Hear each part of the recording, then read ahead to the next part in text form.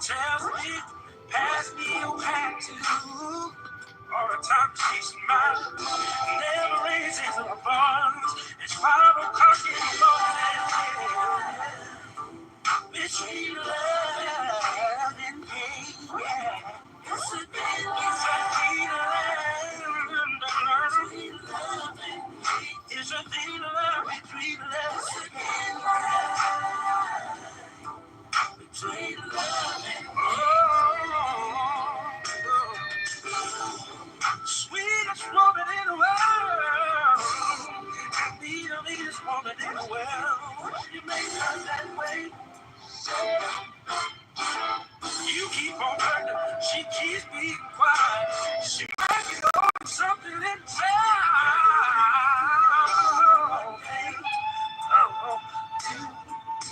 Here I am laying in the hospital,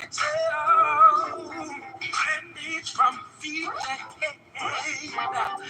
See, I'm in a state of shock, baby. Just that much from being dead, yeah. I didn't think my woman could do something like this to me. I didn't think she had the nerve. So here I am. I guess I should speak louder. Between love and it's a thin line. Between love and hate, it's a thin line. Between love and hate, between love and hate. Oh, lady, the sweetest woman in the world.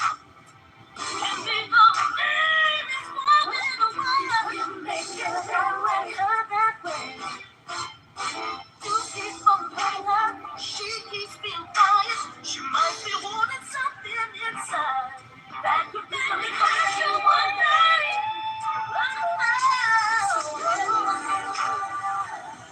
Who's ready for the shade?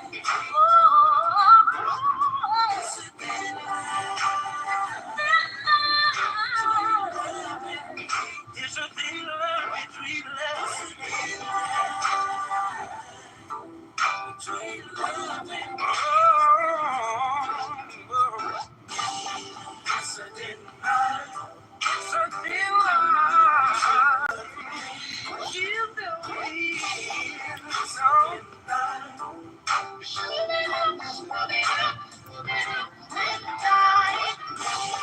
it's a thin line. It's a thin line. You know me.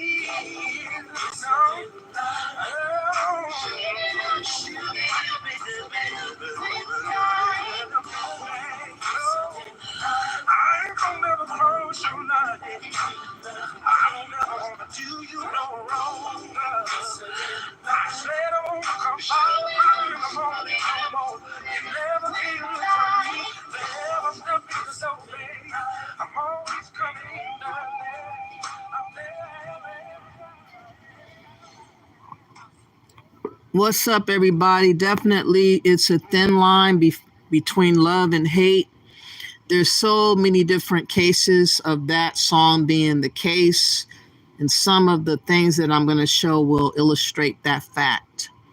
I'm For Black Righteous Folks Home, short for For Black. Thank you all for appearing, or we'll be here later. If you could, please like, share, subscribe to my channel. We're going to have a mixture on this platform today on this live. There's been requests for me to still talk about HIV because people feel like that conversation is being hushed too much, swept underneath the rug. And so I will intertwine that conversation into the first video that I will do, which will be O'Shea Dukes Jackson's video, which is confirmation about dealing with immigrant African men. Again, we are targeted group who are Americans, and people are seeking for green cards or seeking for money. They're seeking to take something from us and leave us with nothing, or tears, or a broken heart, or without money, and a lot of other things. So the first thing that I want to show before I go on, because I feel like, unfortunately, if I just do an HIV show, there will be nobody hardly watching. The last video that I did, it was barely 100 views. And it's such a very important topic, and I don't understand why we can't talk about HIV, why we can't warn one another about the lifestyles that we're doing to cause or endanger us to be in that situation. It is imperative that we talk or think on these topics so that we can spare ourselves or spare others from tragic endings or tragic consequences. So I will be talking about that later in the live. As you can see the thumbnail, that's a gay man. And boy, does he have a story to share. He has such a story to share. But I didn't want to start off the gate with his story because that will turn off most of y'all. And I hope that you will stay to continue to watch what this video will unfold. Now, O'Shea Duke Jackson is talking about the immigrants in America, how they're able to maneuver. In one particular case, he's talking about a woman, I guess, who decided to share her story about her ordeal with an immigrant man and how she was hustled out of $50,000, and I'm sure a broken heart. So let's get to this video. All videos will be for fair use under 107 of the Copyright Act of 1976. This is for education, this is for observation, this is for research, this is for scholarship and all the above, entertainment and otherwise. Please like the video. Realistic world where your achievements and personal accomplishments really matters, and your collaborations with others are on the back burner. We gotta be honest, all of us yearn for some level of belonging, attachment to the group. We want to be looked at positively in society. And oh yeah, we need love. Whether you want to admit it or not, we all deserve to be loved by someone. Family, friends, and of course, romanticism is a big thing in the Western world. And nobody wants to be loved like women, to be appreciated. And sometimes women have a hard time understanding why someone doesn't love them the way that they want, why they can't get the man that they want. And sometimes women go into denial about we're starting to understand more than just whatever he thinks on. A lot of women is understanding that men are moving with their ego, they're moving with their organ, they're moving to not have responsibility. We know what men are doing these days. We're not clueless on what's happening. Men are not committing, nor a lot of them are loyal. That is the big issue that's going on. And this video will showcase how disloyal these men are.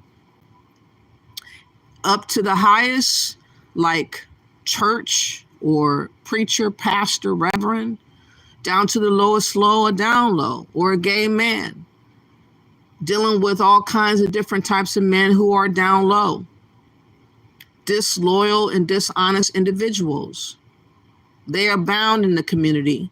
In addition to that, if they are straight, they're whoremongering all over the place. Not all. There are some decent ones still there. They just don't speak up enough for us to know that they exist to the degree that we need to.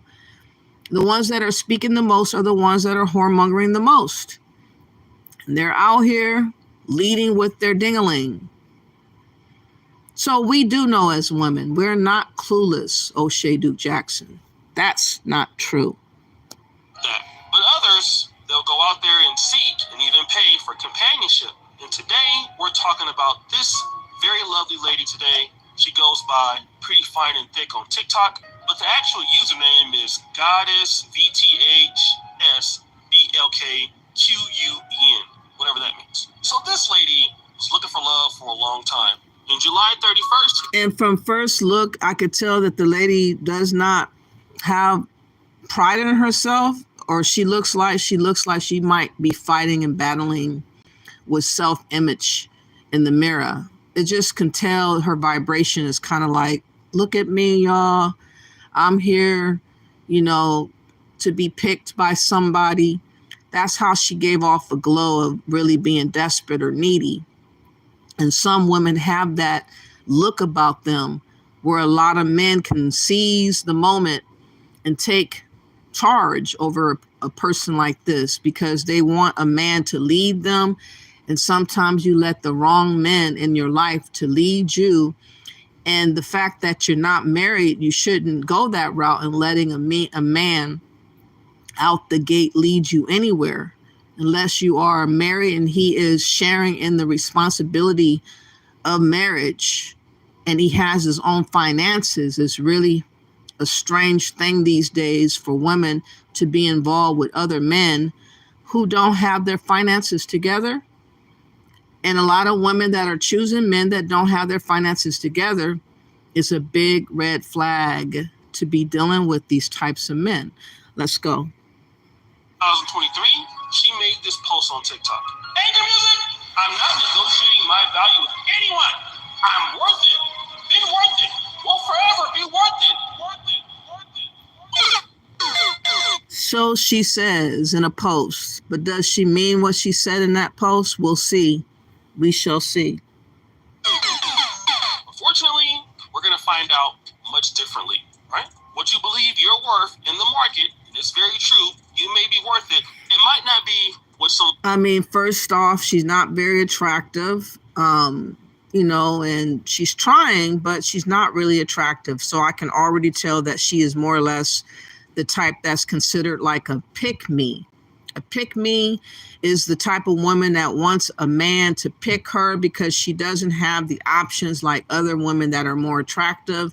They're the types that will cook and clean and give up their car for men to drive in. They're the types that will let you know their banking information to let you know that you're loyal to the man, giving up so much information about yourself to prove to the man that you are just getting to know that you're the loyal type. And if you do that out the gate, you're a pick-me. You are devaluing yourself by allowing men to take charge when they ought not take charge, when they're not married to you and they're not committed to you. So you do not give up anything to men until it's time. And it's not time in the beginning. No. It's never time in the very beginning. Someone else believes. And in this case, we find out that she really didn't have all of the options that she felt she did. Because, unfortunately, this nice lady fell into a love scam with this guy, Samson Adebisi, who was an undocumented Nigerian living in Houston. At this point, she fell head over heels for this guy. And he looks like he's much younger than her, possibly. And she just really looked happy posting him on social media and all of the like. But stop the show. The undocumented immigrant she done linked up with, that already shows you out the gate that she was willing to deal with any type of man because she does not have a lot of options. Undocumented, that's the first red flag right there. Why would you want to deal with a guy that's undocumented? Did she even know that he was undocumented? Did he tell her that he was undocumented? But he was undocumented, and she should have investigated a little bit more.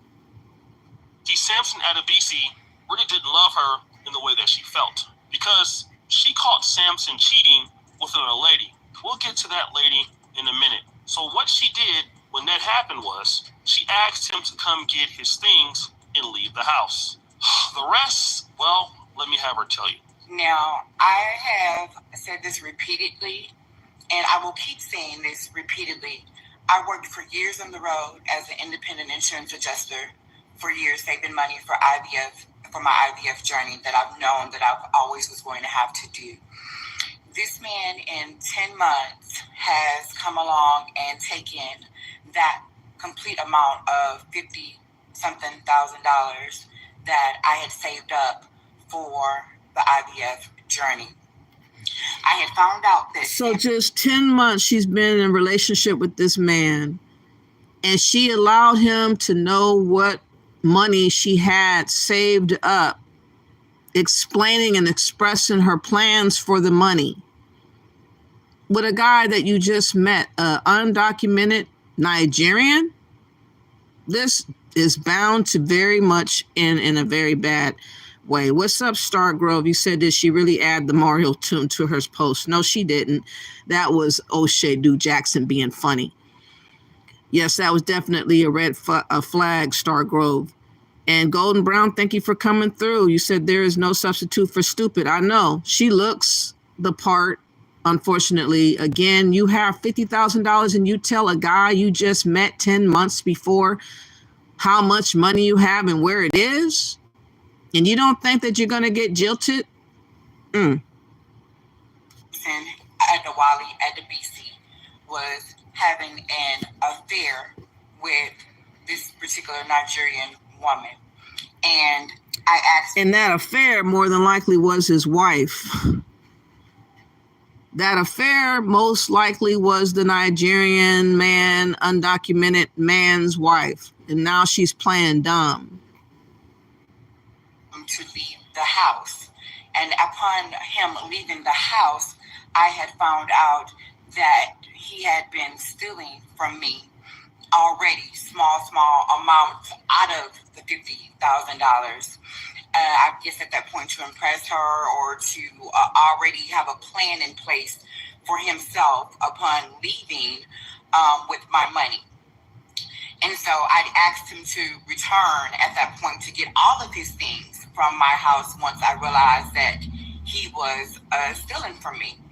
And at that point, upon him coming back to the home to retrieve. Why would you ask him to come get anything if he stole from you? That's what I'm talking about. This is a pick-me. She wanted so much for him to love her. She's talking about, he's been stealing from me, but I wanted him to come back and retrieve his things. His things would have been thrown out or burnt or given away if he'd been stealing from me.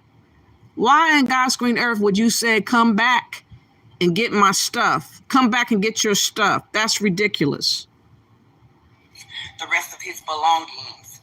I was not present at that moment. I was in the parking lot of our complex on the phone discussing with my best friend the incident, what happened, and what was going on. At that moment, it's still, people have to understand, I was still in the midst of the marriage and the mindset, right? I did not understand that I had a household enemy around me the whole time. I did not know that this is what this man does. He's a part of a... So she called herself being married to this man. I don't know if that's really the case, like they went through the whole shebang, or maybe they did. Maybe they went down to the courthouse or whatever like that to get the fake, fast, track marriage. But nonetheless, he was not married to her. He was married to what the opportunity was going to bring, and that opportunity happened to be $50,000 and or plus a green card potentially. Larger ring of Nigerian men that are in groups that sit around on WhatsApp and they discuss what to do and how to, plan to do this to American women, marry them or enter into relationships with them, and then defraud them in some way of whatever they have that's tangible or some sort of... Again, she asked for it. Why would you know a man for about 10 months and tell him where all your money you've been saving for years upon years is at? And where the key is at? Where the safe is at? Who does that? That's a dummy. That's a pick-me. That is someone that's not being honest with herself, and someone that obviously doesn't like or doesn't mind being victimized. So that, they can abscond or leave these women heartbroken, desperately in deep financial circumstances, and definitely was emotionally and psychologically abused. I want to be clear about this, that I am speaking out because most victims don't speak out. They're ashamed. they're humiliated about what happened to them, and that allows you to be further victimized, right? Because you're backed into a corner of shame by yourself because you feel like you don't want the world to know what these people do to you or what they've done to you. And then, you don't want the judgment.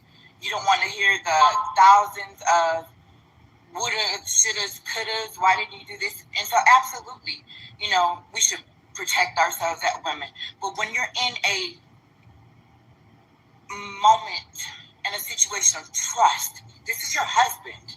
This is somebody that's going with you to doctor's appointments, that is in your most private and intimate things.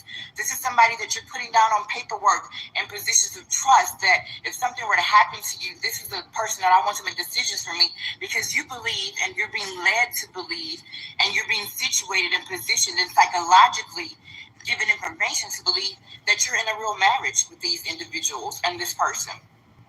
Samson Adewale Adebisi has repeatedly lied that he did not take and steal from me, and that is a lie. In my circle of trust was God, myself, and my husband. He is the only... Her circle of trust, because she got the title of wife. She let that be the reason why she let her guards down and let her mind out the window. So sad. Let me see what you guys are saying. Thank you all for appearing. If you have not yet, please like and share the video. I would greatly appreciate that. What's up, Star Grove, Candy Cane? Thank you all for being here. And Sage says something very interesting. And what's up to you, Sage says, she needs a son like me. I put hands on all my mother's friends. Do you do it in a mad way? What do you mean about putting your hands on all of them? Candy Cane says she was trying to buy his love. That's definitely what she was trying to do, and that's what pick-me's normally do. They will just lay everything out on the table. They say, oh, I got this. I can offer you that. I can provide you this. I can imagine her giving up her car, letting him stay in the house while she went to work. He probably didn't even really work a lot. Anyways, he's undocumented. That's the biggest red flag. When they don't do right by her, Sage says, I put hands on them. I heard that. That sometimes needs to happen. But a lot of these women nowadays are not having protection like they need to.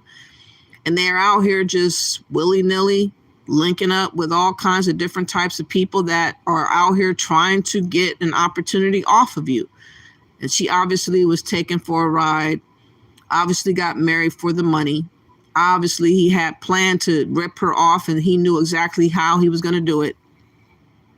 Person that knew that I had the money, knew that where the key was to access my safe, where the money was, and he was the only person I had shared that information with, because unfortunately, I trusted. But why? Why share your emergency saved up money to someone you just barely know? Why? Because she's a pick-me. And that I was in a marriage, that I was in a lifelong commitment, that I was truly with someone who loved me the way that I loved him. I had told Samson I had the money in April when I was going to have surgery at Memorial Hermann Hospital. If something happened to me, of course, I wanted my husband to be okay, right? I knew his circumstances here. I knew that he was here with undocumented, with out papers, that he was, just here on a student visa, and that I knew that. So she knew that he was on a visa, he was undocumented. She knew that he was desperate. She knew that he was scrambling. And she decided to be the helper, the savior of this guy. She thought that he was going to turn around and be loyal to her. But no, he's not going to be loyal to you. He's only loyal to himself and his family. That's all he cares about. You were not included on the list. That I was the sole financial support, except for the fact that he was working illegally under someone else's documentation for home health agencies. So he was even a fraudster working under another man's name. He already was full of tricks and lies. He already misrepresented himself using another ID to work. Undocumented, on and on and on, red flags, but she wants to give her best to him. She wants to give her all, show everything, tell everything to this man. Don't even hold back a little bit for herself. That means she does not have no boundaries. She does not have no self-respect, and she does not have no self-love. And yes, she did cause these problems, Candy Cane. Facts. So I but I never received any of those monies from that.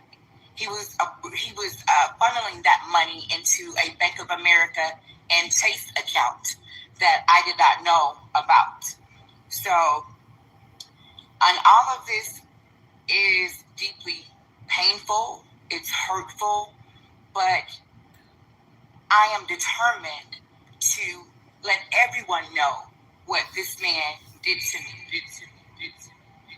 So yeah, the guy got her. We ain't even got to hear no more. We ain't even got to go no further. $50,000. She decided to let him know where that money was. She decided to link up with an undocumented immigrant. It's a thin line between love and hate, and she learned that your money can be the reason why you're gonna get got. And he never probably was attracted to her to begin with. Let's be frank. He was not all that attractive at all. I never seen anything about him, or even he wasn't really attracted, to be fair. But she definitely was not attractive. And I hope that you guys would like and share this video, because that's the first case that I wanted to showcase. Now, moving forward, as I stated before, I think it's very important that we do sometimes deal and talk about other cases going on in regards to men dating with other men, down low men, men that are bisexual.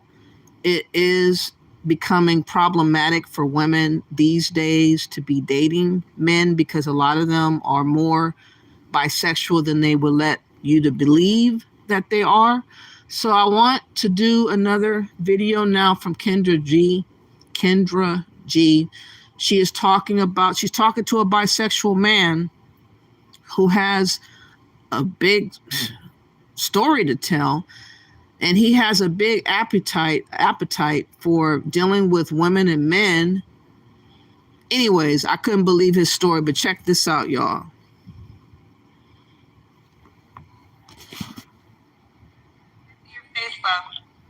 Can you see me? Can you hear me? Is it loud? Hold on. You still can't see me? I can see you. I just better light would be in your favor. Okay, that's good. Is the music on? Yeah, I'm turn it down. Oh, let me smoke first. I got that.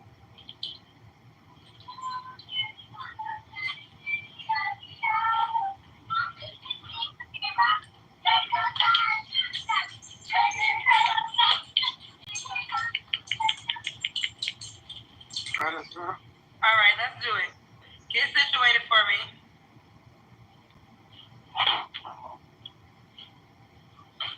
All right. What's your name, baby? Have you been here before? Never. Aaron, where you call me from? I'm from Houston. Houston's in the building. Aaron. Houston, how old are you? 41. 41. What do you do for a living? Work at a hospital, pharmacy department. Oh, okay. You have any children? I have 3. How old are your 3 kids? My daughter 21. I got 12 boys. They'll be 20 in October. How about the same mother? Yes. Have you ever been married?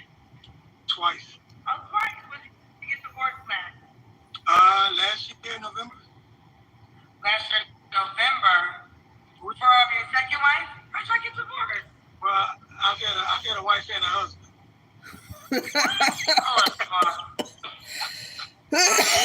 Wait, hold on. know. What? Just give me 1 second. Give me one. How can you go from one extreme to the next like that? Dating a woman for years with 3 kids and then switch up to be with a man and then get married to that man too. I mean, I don't get this. I'm totally floored right now. Give me 1 motherfucking second. You had a wife and you had a husband and you got divorced from both. So I'm assuming you divorced your husband last? I'm too sick for this shit today. I'm literally sick. Okay, so were you always? And what I'm saying is, what really bothers me the most is that these types of men are willing to be on the camera the most. These types of men are willing to tell their story and be seen and heard. But where are all the bachelors like Easy X and others like that can come on and talk for straightness and talk for, being just with women? It's becoming weirder and weirder and weirder. I don't know if these are scripted actors, but it's unbelievable with their stories that they're telling. It's really unbelievable. I don't think so. Well, I would say this. I think I always knew, but I never acted on it. I got married at 19. I was young. Okay. My wife was my first. I was a virgin when I got married. She was a virgin, all that good stuff. So yeah, I kind of felt like I was, but in church, all that good stuff, how that go. I feel like this is the right way to do it. He said, yeah. So he wanted to try out. He didn't want to be seen in society gay, as a gay man. So he wanted to go ahead and try to shut down that within him and proceed forward to being with women and having kids for the sake of what society says and church teaches. And some people go through, I guess, like a phase, I guess. And maybe that's what he had to do before he could break free, I guess. I don't know. So I tried it. I was together for 10 years. But yeah, that wasn't it.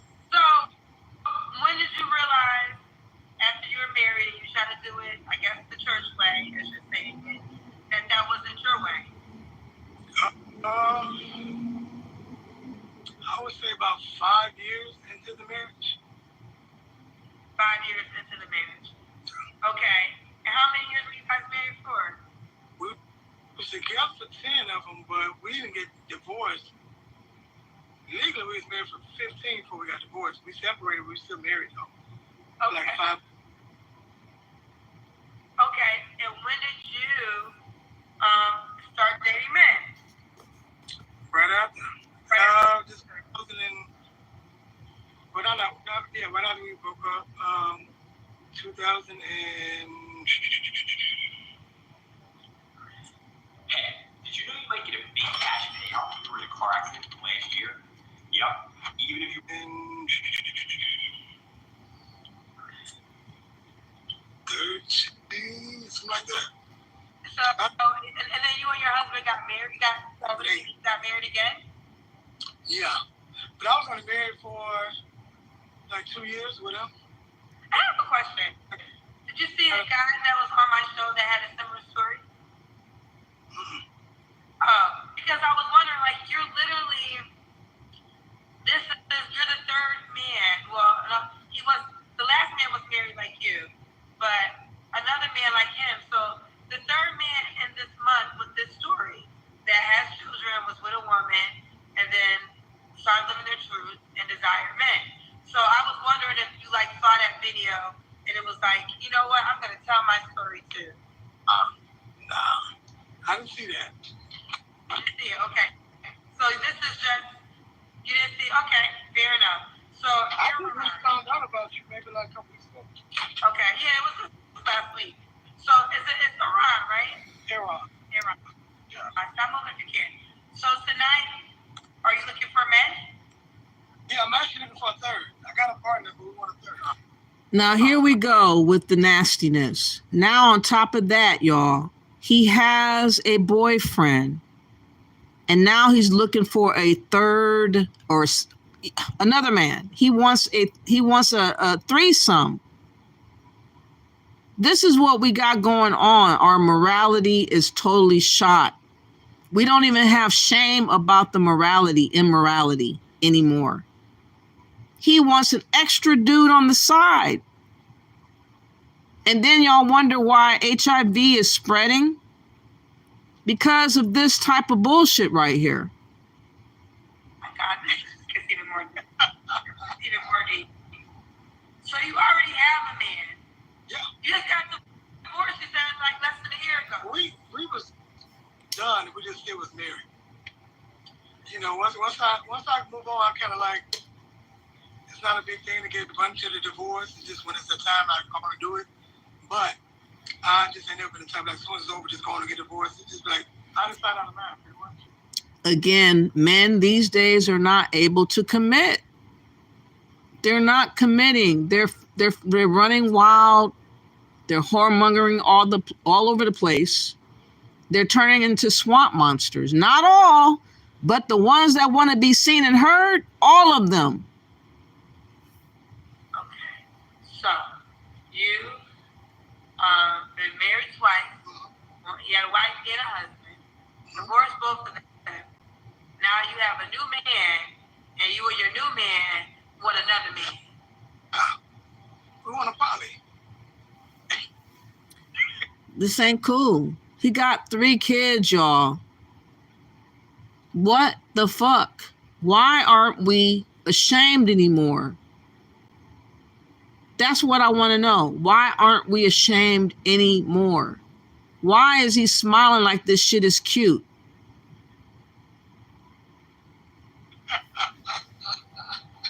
Because it's the thing, though. That is the thing. I feel like once I started dealing with guys, see, back in the day, I was a cheater. Because, once again, I wasn't living in my truth. You know what I'm saying? So I meet guys, I be into them. I might say, hey, what you think about, having a threesome? They be like, well, I ain't into that. I don't like to share. So I go with it. Like, yeah, we ain't got to do that. Then I go cheat on them. But when I turned like 33 or something like that, I was like, you know something? I'm going to stop being with people that actually feel the way I feel. You know what I'm saying? I truly believe you can love 2 people at one time. I don't want to be monogamous, but I want to be with my partner. So we can have sex with other people, we're just always together. I don't believe one person will ever be everything for anybody. I think a person can be enough. And this is what is wrong right now with dating these men. It's very difficult. He looks like a manly man. A lot of women wouldn't suspect him for being gay. I wouldn't have suspected him for being gay. And this is what we got to look forward to in a lot of different cases, y'all. Let me see what you guys are saying, then I'll continue. Thank y'all for coming through. If you could, please like and share the video. I would greatly appreciate it. Easy X says, for Black Sis, are you trying to hook me up on your live today? I'm the only moderator for you. I heard that. No, I think that you're a good catch. And if this is a way to link you up, then I'm willing to do that. Those that are single and want a decent dude who got his shit together, he's traveled, he has different things that he's done in his life, achieved, please hit him up in the chat. Neon Green says he couldn't make it work with a woman or a man. Fail. He has too many options. He's too gluttonous. He's too thirsty. He likes a variety. He can't settle for one thing. He's grown into a big appetite. A big thirst bucket is what he is. Unbelievable though, huh? Easy Act says, I saw a video last night about sisters giving their phone numbers to guys that ask them because they are afraid the guy asking will hurt them if they don't give them their contact. Crazy thirstiness.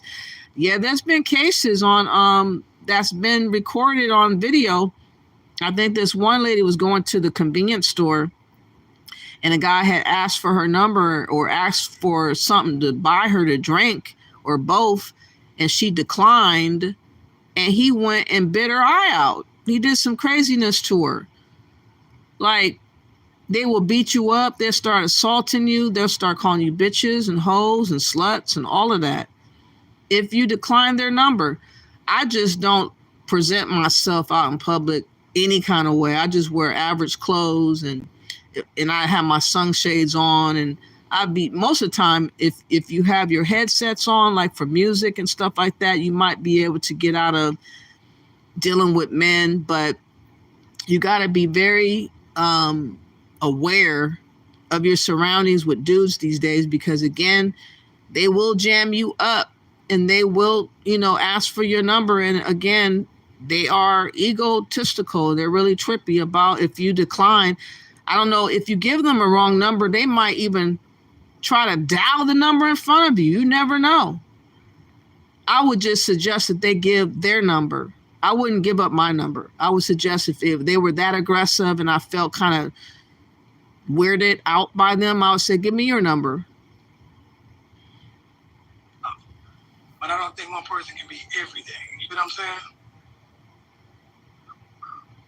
What? So now I got another question.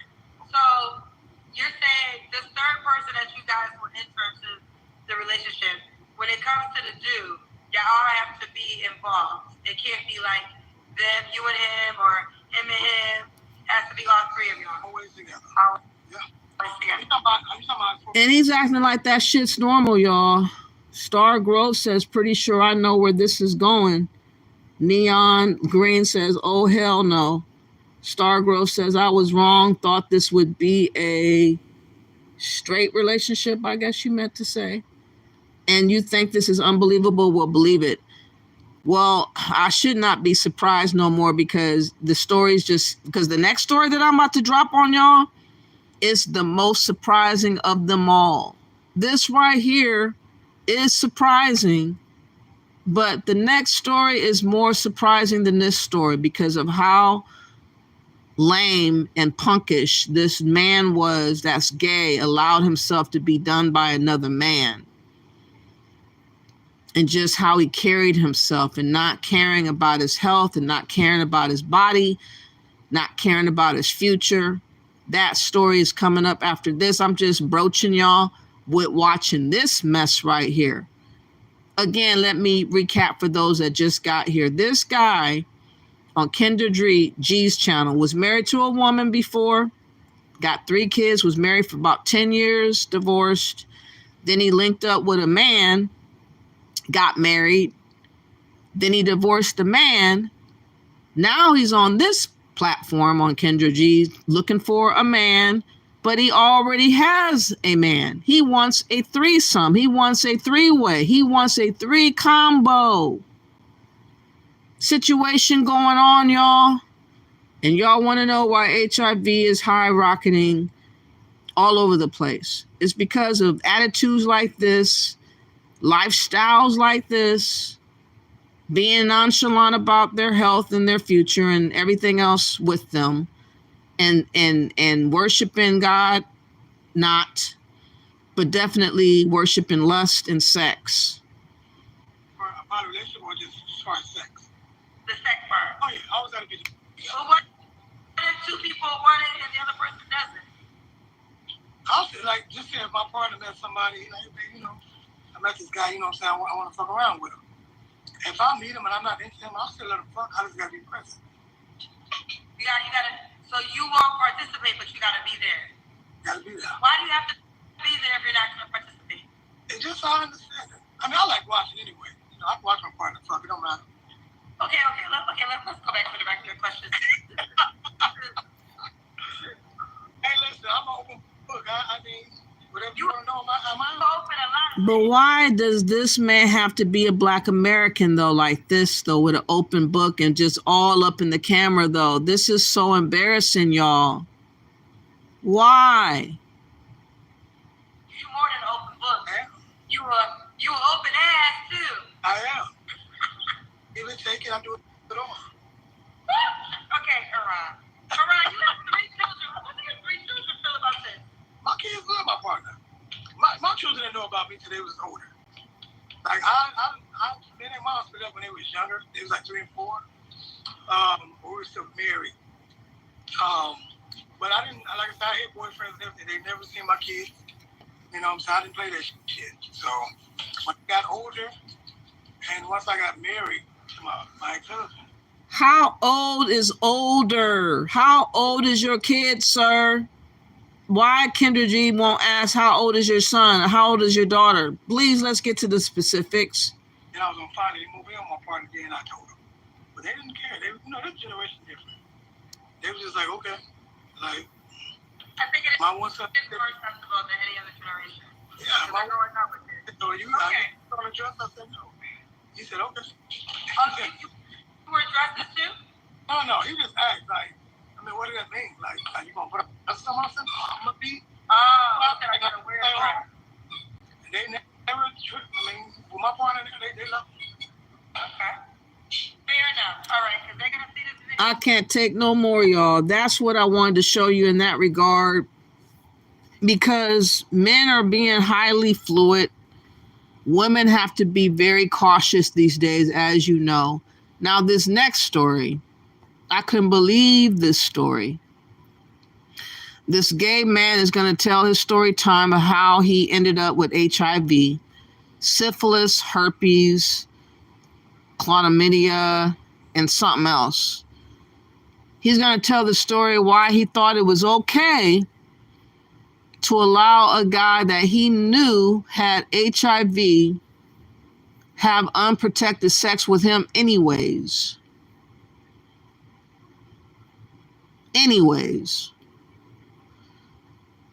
And how this man, of course, got burnt and left with nothing but diseases.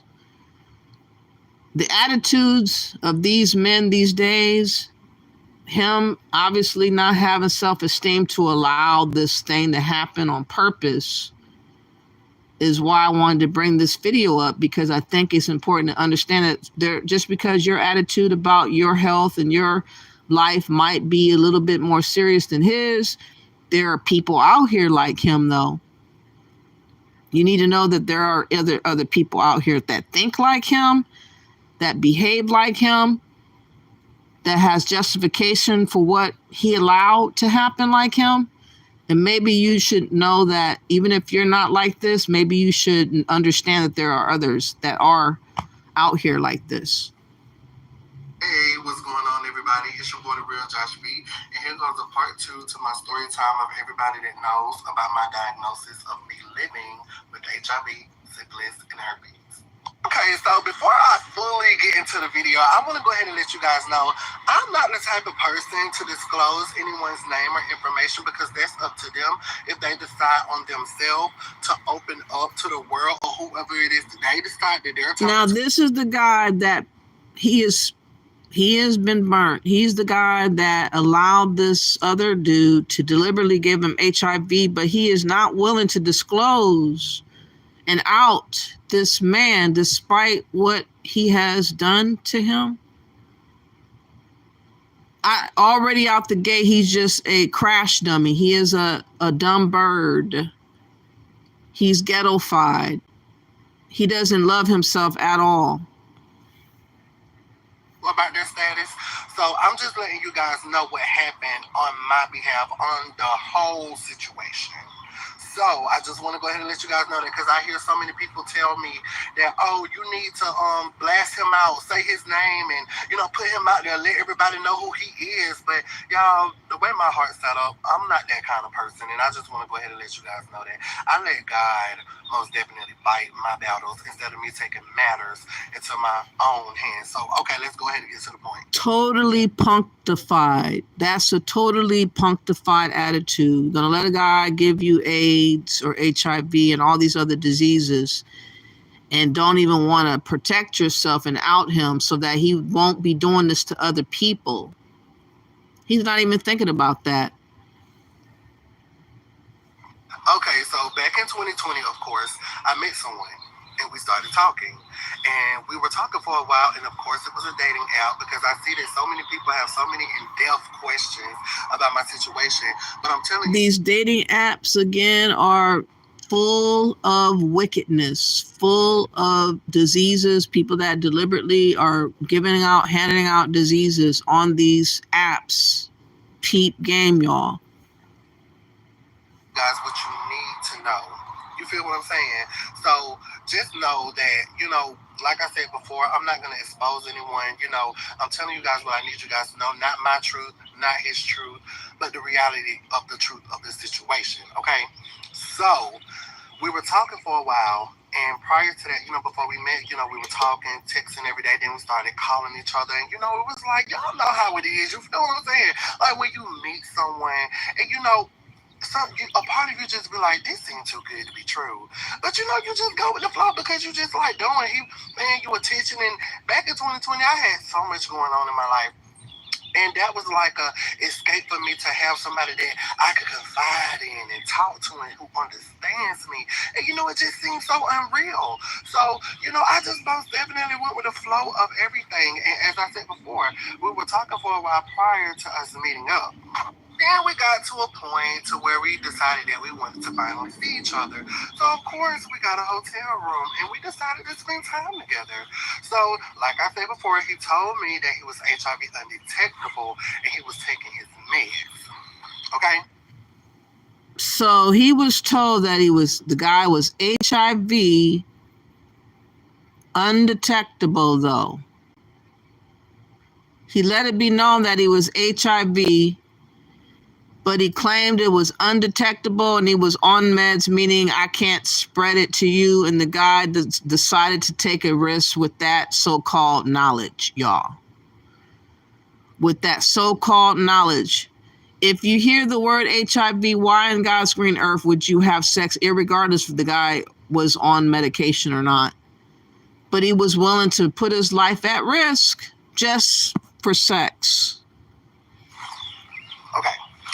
So, with that being said, you guys, I took his word for it, because like I said, before I met him, I already kind of knew about HIV because I talked to someone that was HIV undetectable that taught me about the meds and everything. And, I appreciated it. So, I was kind of understanding of that. I was very understanding of it because, I'm not a judgmental person because, I try not to treat people, the way, I try to treat people the way I want to be treated. You feel what I'm saying? And, you just never know what people went through to get what they have. So, I have the heart to give people a chance and look past that, okay? So, as I said before, we got together and everything. Of course, we spent 2 days together in a hotel room.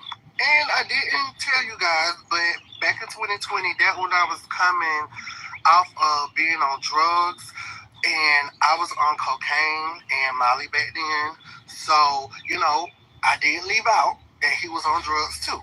Whatever his drug of choice was, I didn't judge him. So in addition to that, he knows the guy was on drugs and he did not judge him. He could have been using syringes. That could have been the reason in which he caught HIV to begin with. This dude right here wants to be the most understanding for someone else's situations and not his own. He is a pick-me punk, if that's a phrase. I'm making one up. A pick-me punk. And he allowed this dude to have unprotected sex with him, knowing all this information, y'all.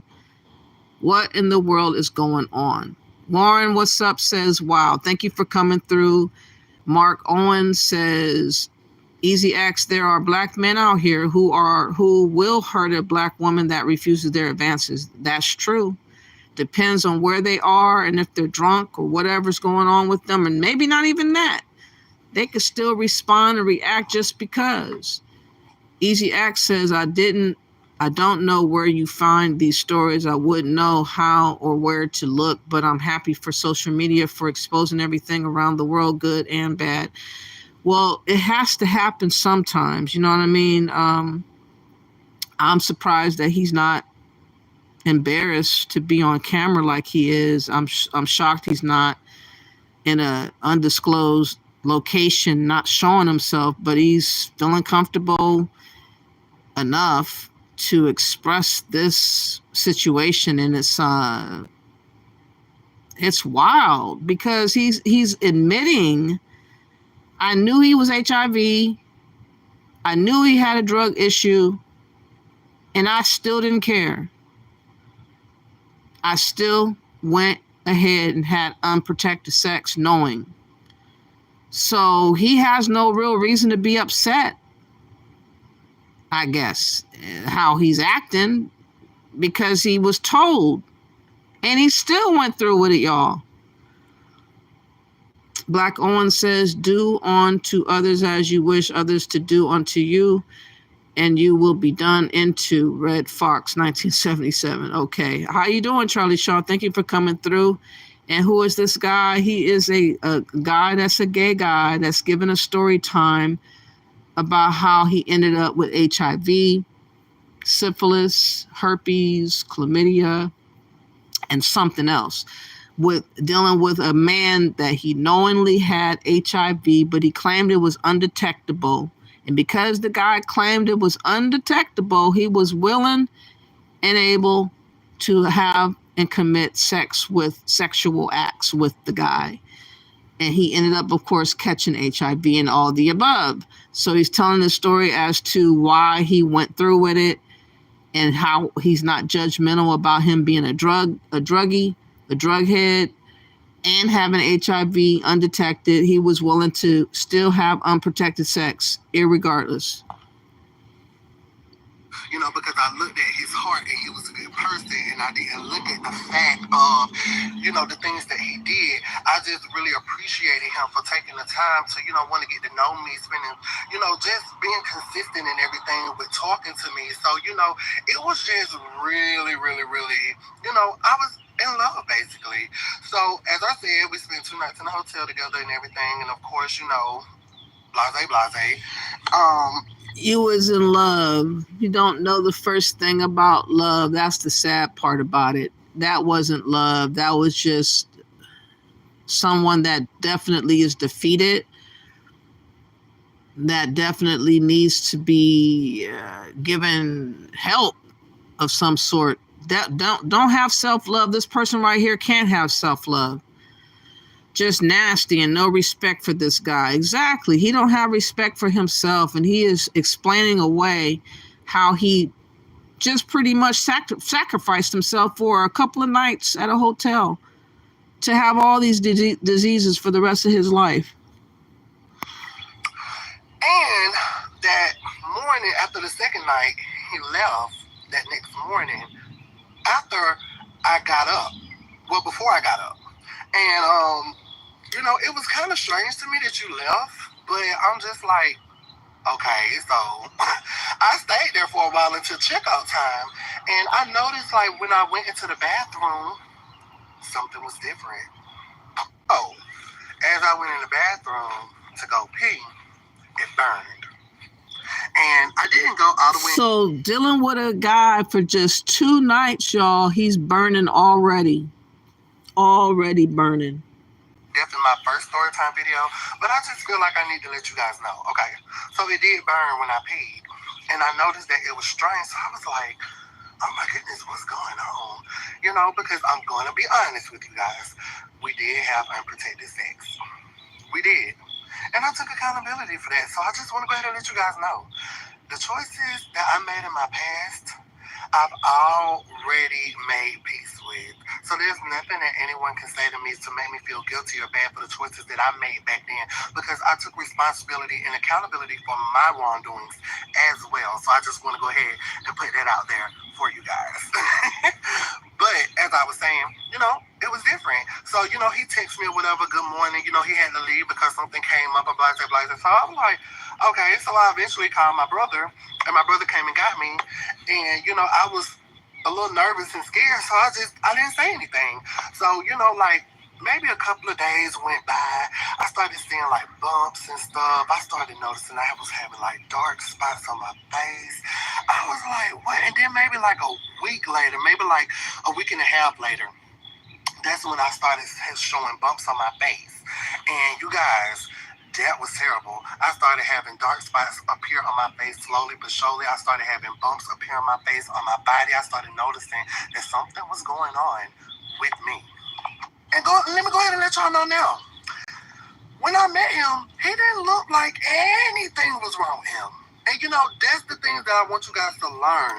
That some people don't look the part of being ill. Some people can look very good for a long, extended period of time, and others not so much.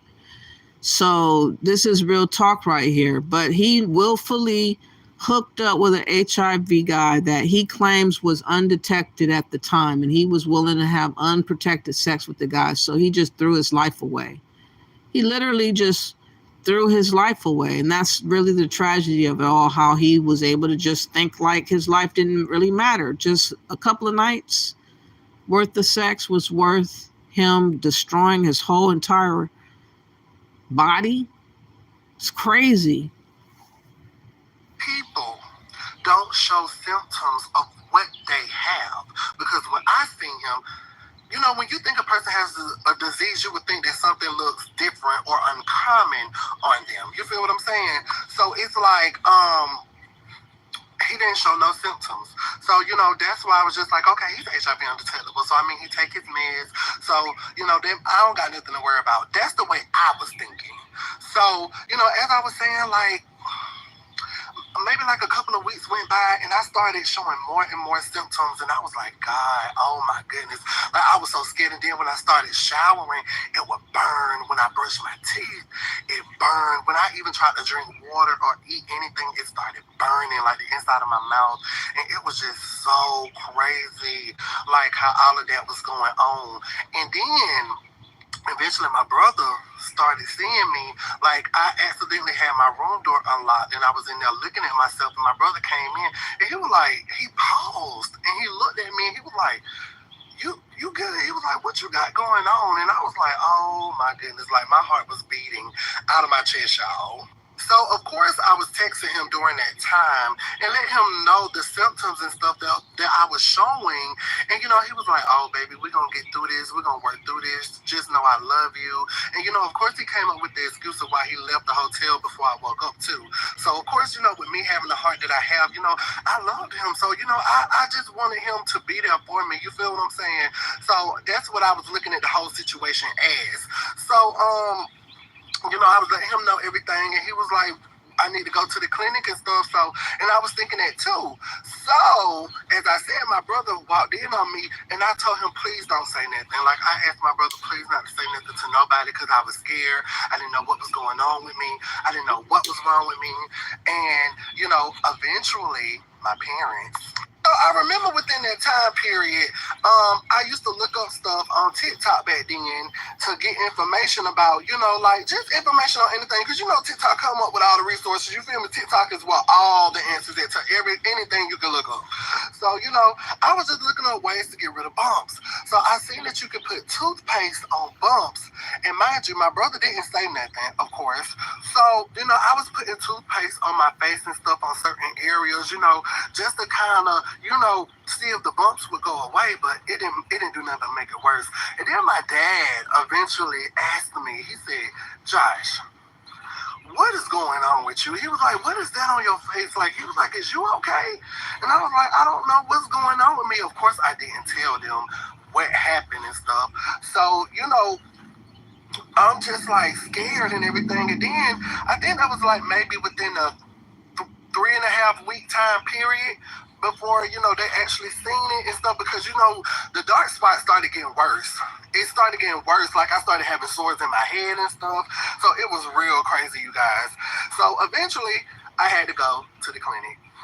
So even though I was scared to go to the clinic to find out, you guys, I prolonged it. A minute, and it just got worse. So that's why I said I had dark spots covering my face. I had sores on the inside of my mouth, on my head. I had dark spots from the top of my head to the bottom of my feet. I had sores on. Damn. Wow. That's what I'm talking about. Let me see what you guys are saying. This is a lot. This story is a lot. Do y'all believe that this guy was allowed, I mean, his symptoms came up so suddenly, though. He said within weeks, in a couple of days, he was burning. Dang. Poor baby. He allowed that shit to happen to him, though. Let me see, where am I? What a waste of life, Easy X says. Yes, that's definitely, he wasted his life away. Neon Green says, I'm not sure I believe his story. I believe he got HIV. I believe he did allow himself to be punked out like that. There are some of these people out here that's like that. Do you know, Neon Green, that there are such people that chase after HIV to get infected on purpose? They're called the chaser, bug chaser. Bug chaser, something like that. They literally look to be infected by HIV so that they don't have to worry no more. They don't have to worry about it no more. Just get it over with and catch it. There are people like that out there. Easy Access, damn, just use a goddamn contraceptive or jerk the F off. It's simpler that way. That's true. Miss D says he loved him. He didn't know him. I know that's right. He didn't. How could he know him? Only thing he knew was his status, but he didn't take precautions. He shouldn't have sex with a guy that says I'm HIV undetectable. I've been like, it's cool, we can hang out, but we are not having sex. I wouldn't have been wanting to have sex. What's up, Four Rivers? How you doing? Neon says he was a drug addict. He may have always had it. Yeah, the other guy may have always had it, but he's the type that's not showing symptoms like that. Which, how many other people has he infected knowingly? He knew, he had to have known, this other guy, that he has HIV. Maybe he didn't know the other stuff, syphilis and chlamydia and the other thing. He's about to express all his symptoms and tell you how many other diseases was founded out after he went to the clinic. This is serious, y'all. That's why I hope that you guys would like the video, share the video, subscribe to my channel, because I need help with spreading awareness about how HIV is out here being spread. And this is one of the strangest cases I ever heard of, but he essentially wanted to get HIV. How could he not? It's crazy. With my body, I had certain rashes, and then I started having sores and bumps on the inside of my mouth, real bad, you guys. And then I had open greenish looking sores, on your private area, and open red looking sores. And then it was swollen down there, and it was just, I'm sorry, but I just need to let you guys know the chances of what could happen when you have unprotected with someone who's not open and truthful with you. So this is the overall message, okay? So as I was saying, I eventually went to the clinic, and I called him and told him, I didn't call him while I was in the car with my brother, because my brother took me to the clinic. And then before I walked into the clinic, I called him, and he was like, oh, baby, we're going to get through this. As soon as you find out everything, let me know. We're going to push through this. I promise we still going to get married. I'm telling you guys, I was in love with him, and I felt like he was in love with me. So, of course, I believed him. So, I sat in the clinic for a while and whatnot, blase, and I found out that it was HIV, syphilis, herpes, trichomonas, and chlamydia. So, it was just crazy. And I was shocked. I went into a mental shock. I didn't know what to do, what to say, what to think, how to feel. And, I was very, very devastated. So after, I found out the news or whatever, of course they gave me the pills that I needed to take for the trichomonas and chlamydia, which would clear up, I think, within a week's time, or whatever they told me back then. But I most definitely did that. And then I had to get stocked up with the program. They had to refer me to a program in Augusta, Georgia, because I live close to Augusta, Georgia. I live an hour outside of Augusta, Georgia. So it's I had to be referred there. To everyone that wants to know about syphilis, let me go ahead and tell you this in this video. Okay, so because I had waited such a while, and of course I had to wait like almost 2 months to get entered into the program for, me to get them all my information, for them to get me a doctor and everything, because they only have doctors that come once a week or whatever the case may be. So of course they had to get me started up and everything with assistance, the government funding to pay for my medicines and everything. So that's why, you guys, I would say I live with syphilis, because they told me that I test positive for the pathogens, not the actual disease, because I took the cure to get treated for it. But when syphilis goes untreated for a certain amount of time, then the pathogens from it will lie as dormant in your bloodstream. So eventually, when I went back out of the clinic to call him, the number you have reached is no longer in service. My heart dropped. Yo, like my heart literally dropped. Like I felt it drop from my right here in my chest to my stomach. And I text him, didn't go through Messenger, didn't go through Facebook profile, couldn't find it no more. Snapchat, couldn't find it no more. Everything we was connected on, I could not find you no more. You blocked me. You blocked me. And I felt the worst of the worst. Like, I felt betrayed. I felt hurt. I felt agony, rage, pain, depression. Like, I just felt so much going through my mind in that moment when he disappeared. And to this day, I have not heard from this man. So there you go, you guys. That's the story of how I contracted HIV, syphilis, herpes, trichomonas, and chlamydia, you guys. To a lot of you, it may seem untrue, and that's okay, because I don't expect everyone to believe me or understand the severity of my situation or the in-depth of my situation, because I know that there are a lot of people that look for things to try to find to validate why they feel like I'm wrong, or why they feel like, I have no reason to do this, or why they feel like I'm deserving of this, or, of course there are going to be a lot of ignorant, negative, miserable people that are going to come for me, but that's okay. That's okay, because at the end of the day, I'm living in my truth. I take full accountability and responsibility for everything I went through leading up to right now. So go ahead, talk down on me, laugh at me, think that you can disrespect me, but just know that you're reaping exactly what you're going to sow, and it's going to come back to you.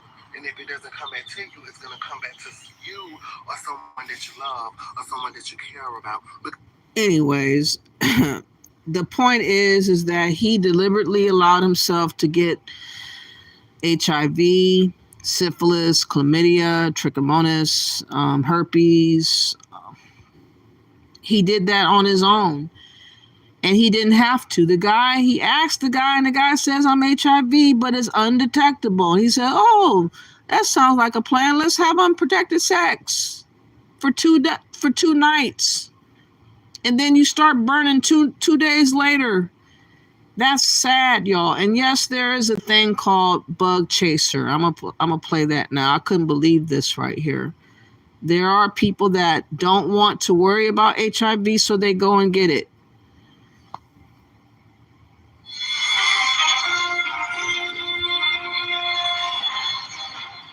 Welcome back. Now, believe it or not, there are actually some people who want to get the AIDS virus. The name on the street for some of these people is bug chasers, and the virus itself they call The Gift. It's also the name of a new film that's getting a lot of attention. It's about a subject we are sure you may find uncomfortable, even shocking, but it's also a subject we should not ignore. Here's a short clip from The Gift.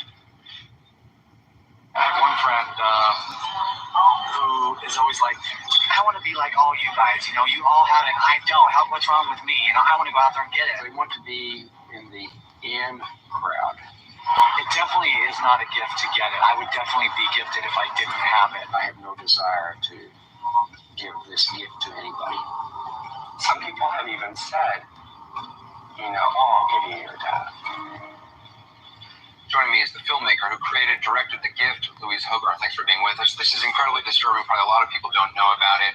Why do some people, and we stress this is a fringe group of people in the United States, why do they want HIV? It's a multi-leveled reason. A lot of people, it's survivor guilt. They've lost hundreds of friends. They've lost 2 or 3 lovers. They feel guilty that they're still alive. Other people just want to get the worry over. They don't want to worry about They it. think they're going to get it anyway. They might as well just get it over with. Yes, and other people want to belong to a community.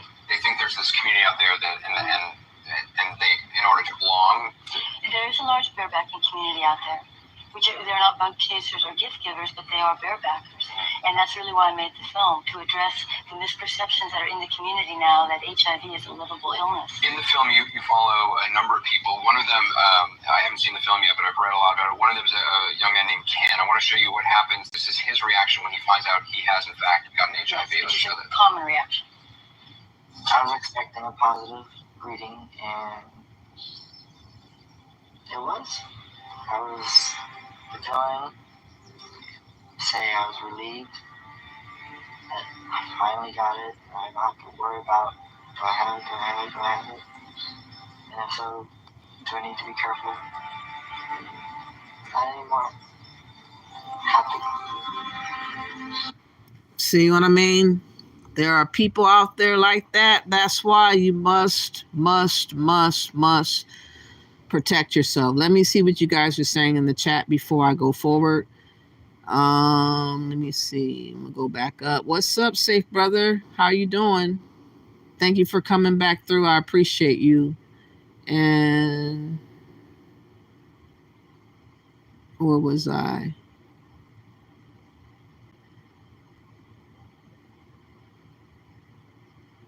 Okay, Four Rivers says, I know some people that would let their children be exposed to the chicken pox to get it over with, but HIV, shaking my head. Yeah, I was shocked when I heard about that.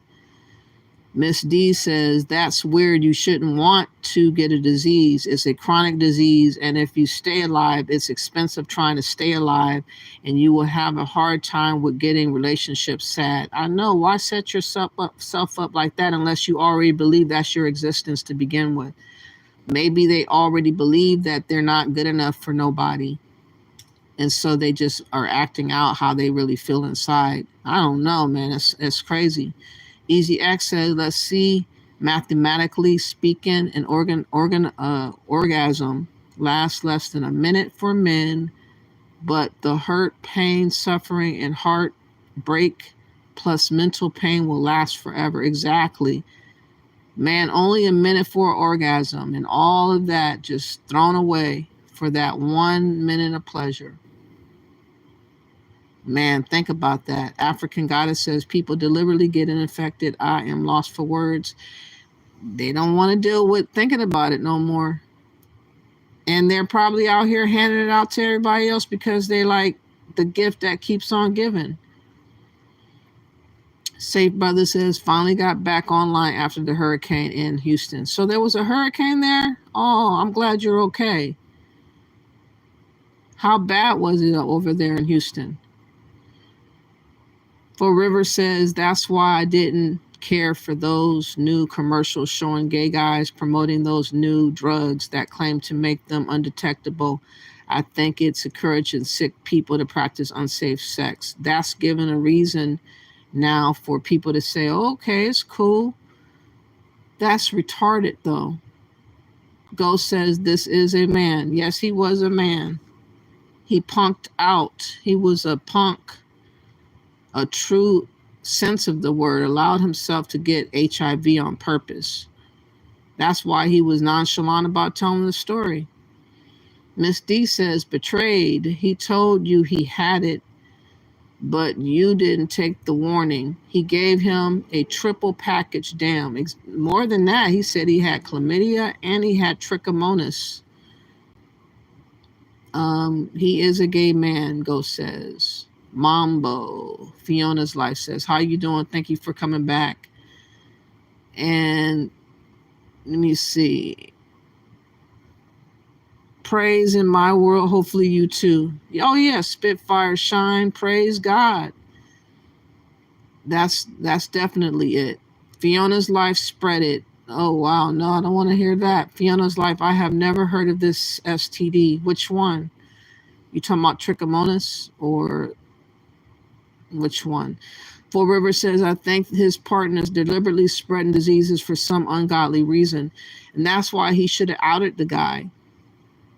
Because that same man knows he has HIV and he's out there not going to the clinic no more and doing whatever he wants to do with other people because he don't look the part of being sick. It's insanity, Fiona, I know. Spitfire says, say it ain't so, sis. It is so.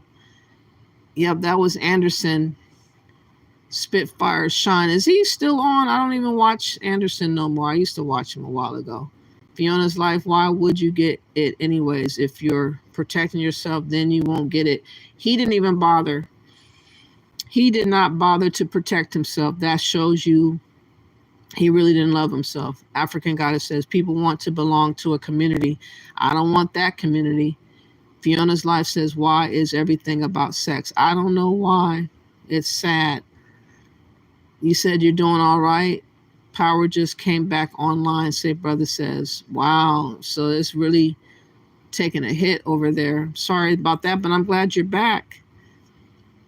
Spitfire Shine says, wow, it ain't so community when you laid up dying alone. Oh, yeah. And most people is going to eventually abandon those people that went ahead and deliberately got HIV, and they're going to just be by themselves. And I'm pretty sure that's going to be a lonelier life, knowing that you allow somebody to get you sick and you're sickly. Papa Holo, I hope I'm saying your name right, says, believe in the Lord. Exactly. Agreed, Spitfire says. Believe in the Lord. Always consider him in everything that you do or think on. Try to, at least, the best to your ability. Say brother says, power was out for almost a week and there was some destruction here. Some people still don't have access to cell service and have issues getting basic supplies for a whole week, almost a whole week. Oh, wow, say brother. I'm sorry to hear that. I'm glad that you're doing okay, though. I'm going to have to check up on the news on that because I haven't heard about that. I know that it started out, is that the one that went to Jamaica? The Hurricane Beryl or Beryl or Ly? One of them. I think that's the same hurricane that came from Jamaica. Easy access, I mentioned before, there are drugs out here that prevent you from contracting the disease. Yeah, it's called PrEP. I heard from Walter Hampton talked about that. But the side effects can be harsh for some. The stock price of this drug is a good investment. I bought some, Easy Access. Yeah, I guess it's a highly used drug now in the gay community. That's what Walter Hampton made it seem like. I guess. Spitfire, flesh, baby, lust of the flesh. Yes, it's definitely lust of. Yes, that's the hurricane, Beryl. Yes. Has it stopped yet, or the hurricane's still going? For River says that's the reason why getting past traumas resolved should be the main goal of many of those gay men. Unresolved traumas cause people to have low self-esteem and risk their lives like that. That's precisely the point. Whenever you want to do a assessment of yourself and do something, move a different way, you have to get alone. You have to allow yourself time to spend with yourself and reassess and figure out what is up with you, because people will get you to be involved in relationships because of your low self-esteem. You'll still be prone to being involved in relationships unless you just cold turkey stop. And that's what I did. That's why I'm on a different path right now. And I'm still on my path of being alone and single for a while. But I think that it's very healing. You learn boundaries, you learn self-respect, you learn self-love, self-worth. You don't have to continue being on that cycle of just going like a rat in the cage, going around in a circle, not really knowing what you're doing. You just kind of stop that type of activity and you reset yourself. A lot of people need to do that, but they're not willing to do it because of what society says. Being alone, somehow you're a failure. I want you guys to get this last story. Now, this is James Cleveland, who was a Reverend James Cleveland. He was a real phenomenal gospel singer. And he went to his grave with secrets. And these secrets came out recently. And one of the secrets is that he was a down low. But the other secret is going to blow your mind. I'm going to let that play out. But I hope that you guys would appreciate the video by liking and sharing the video and subscribing to my channel. I would greatly appreciate that too. Fair use of all videos for educational purposes, for reality checks realized and lies denied.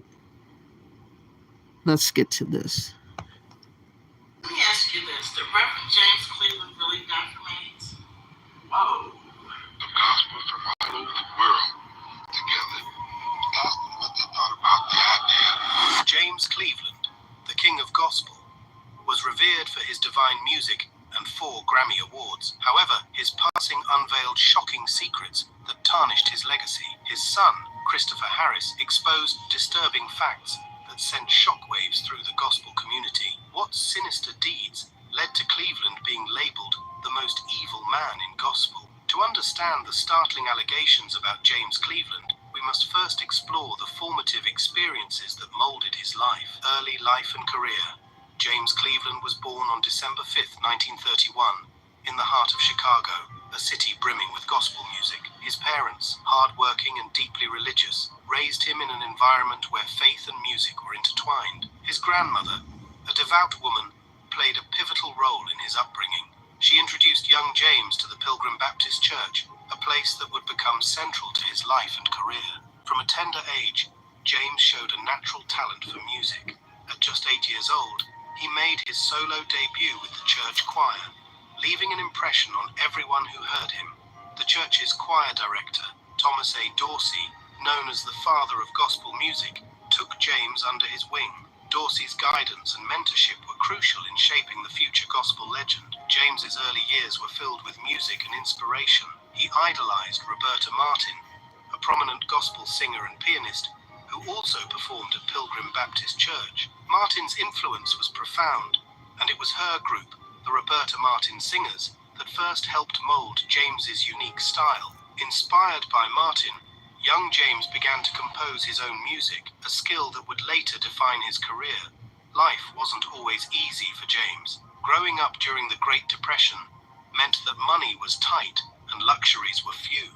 His family couldn't afford a piano, so James did the next best thing.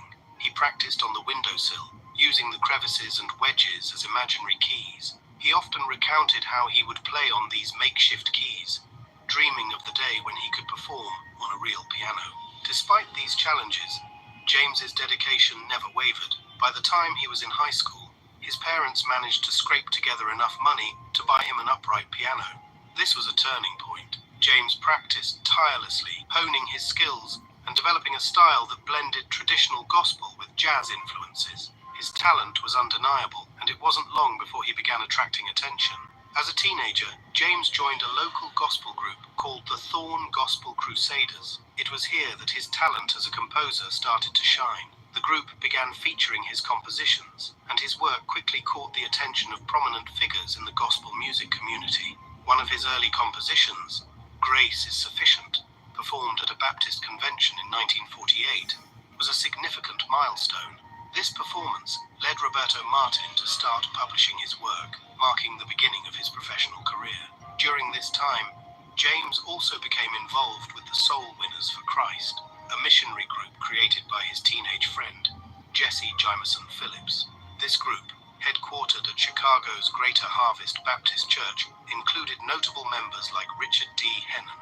The experience further solidified James's commitment to gospel music and his faith. But it wasn't all smooth sailing. James faced a significant setback when he strained his vocal cords while singing with a local group. This injury gave him the distinctive gravelly voice that would later become his hallmark, rather than seeing it as a hindrance. James embraced his new voice, using it to add depth and emotion to his performances. Rise to fame.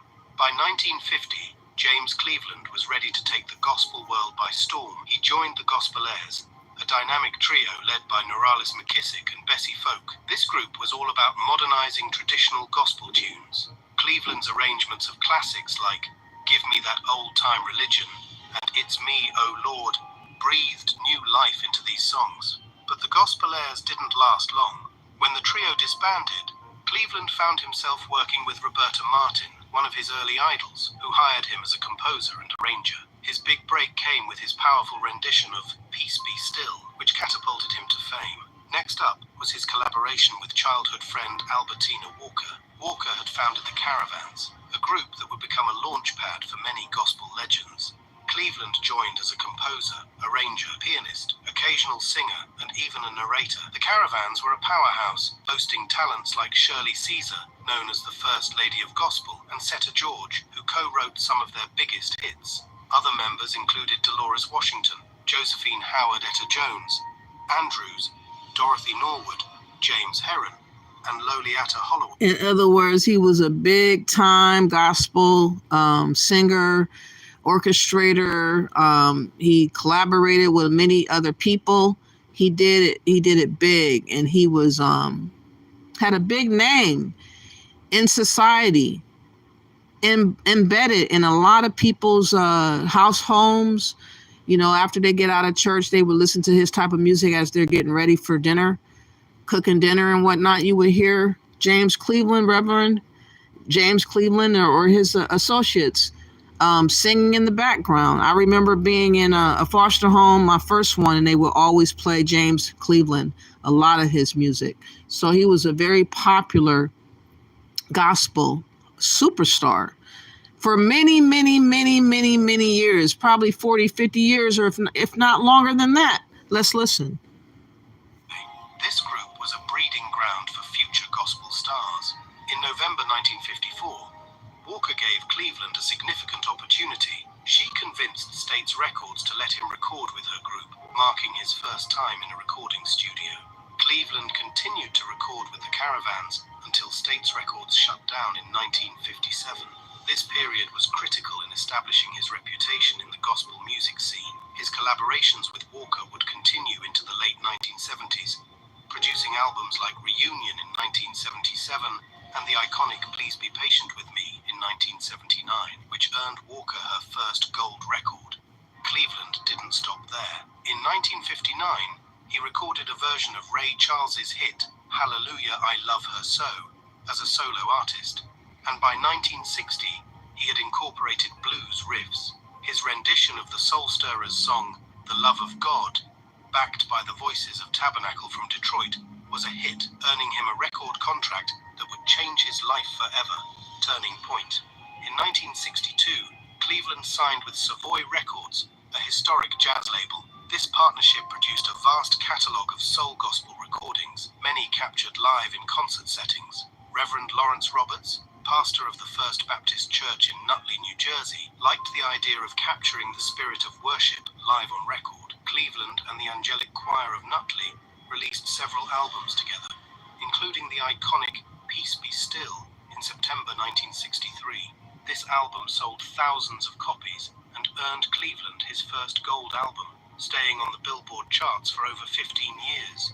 Cleveland then moved to Los Angeles. I don't want to go through every little tidbit of his life because I don't think that is as important as what happened towards the end of his life. So we're going to fast forward a little bit to get to the gist of, now we know he's a superstar. He was a superstar gospel singer. He was everywhere working with several people. And I might even play, I might even play a little snippet of what his song was like for y'all to get before we move forward. But he has a startling secret that's going to be revealed in this live. For those that don't know who he is, I'm just going to play a snippet of his song because he was a big guy.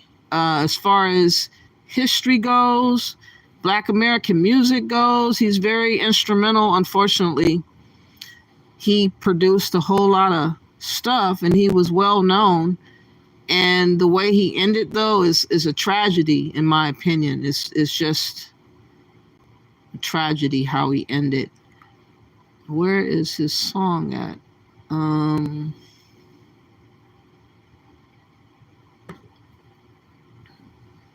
If y'all could, please like the video, share, and subscribe, please. I would greatly appreciate that. Here is a sample of him. I'm not going to play the whole song because it's so long, but you can get the gist of how he was for those that don't know who Reverend James Cleveland was.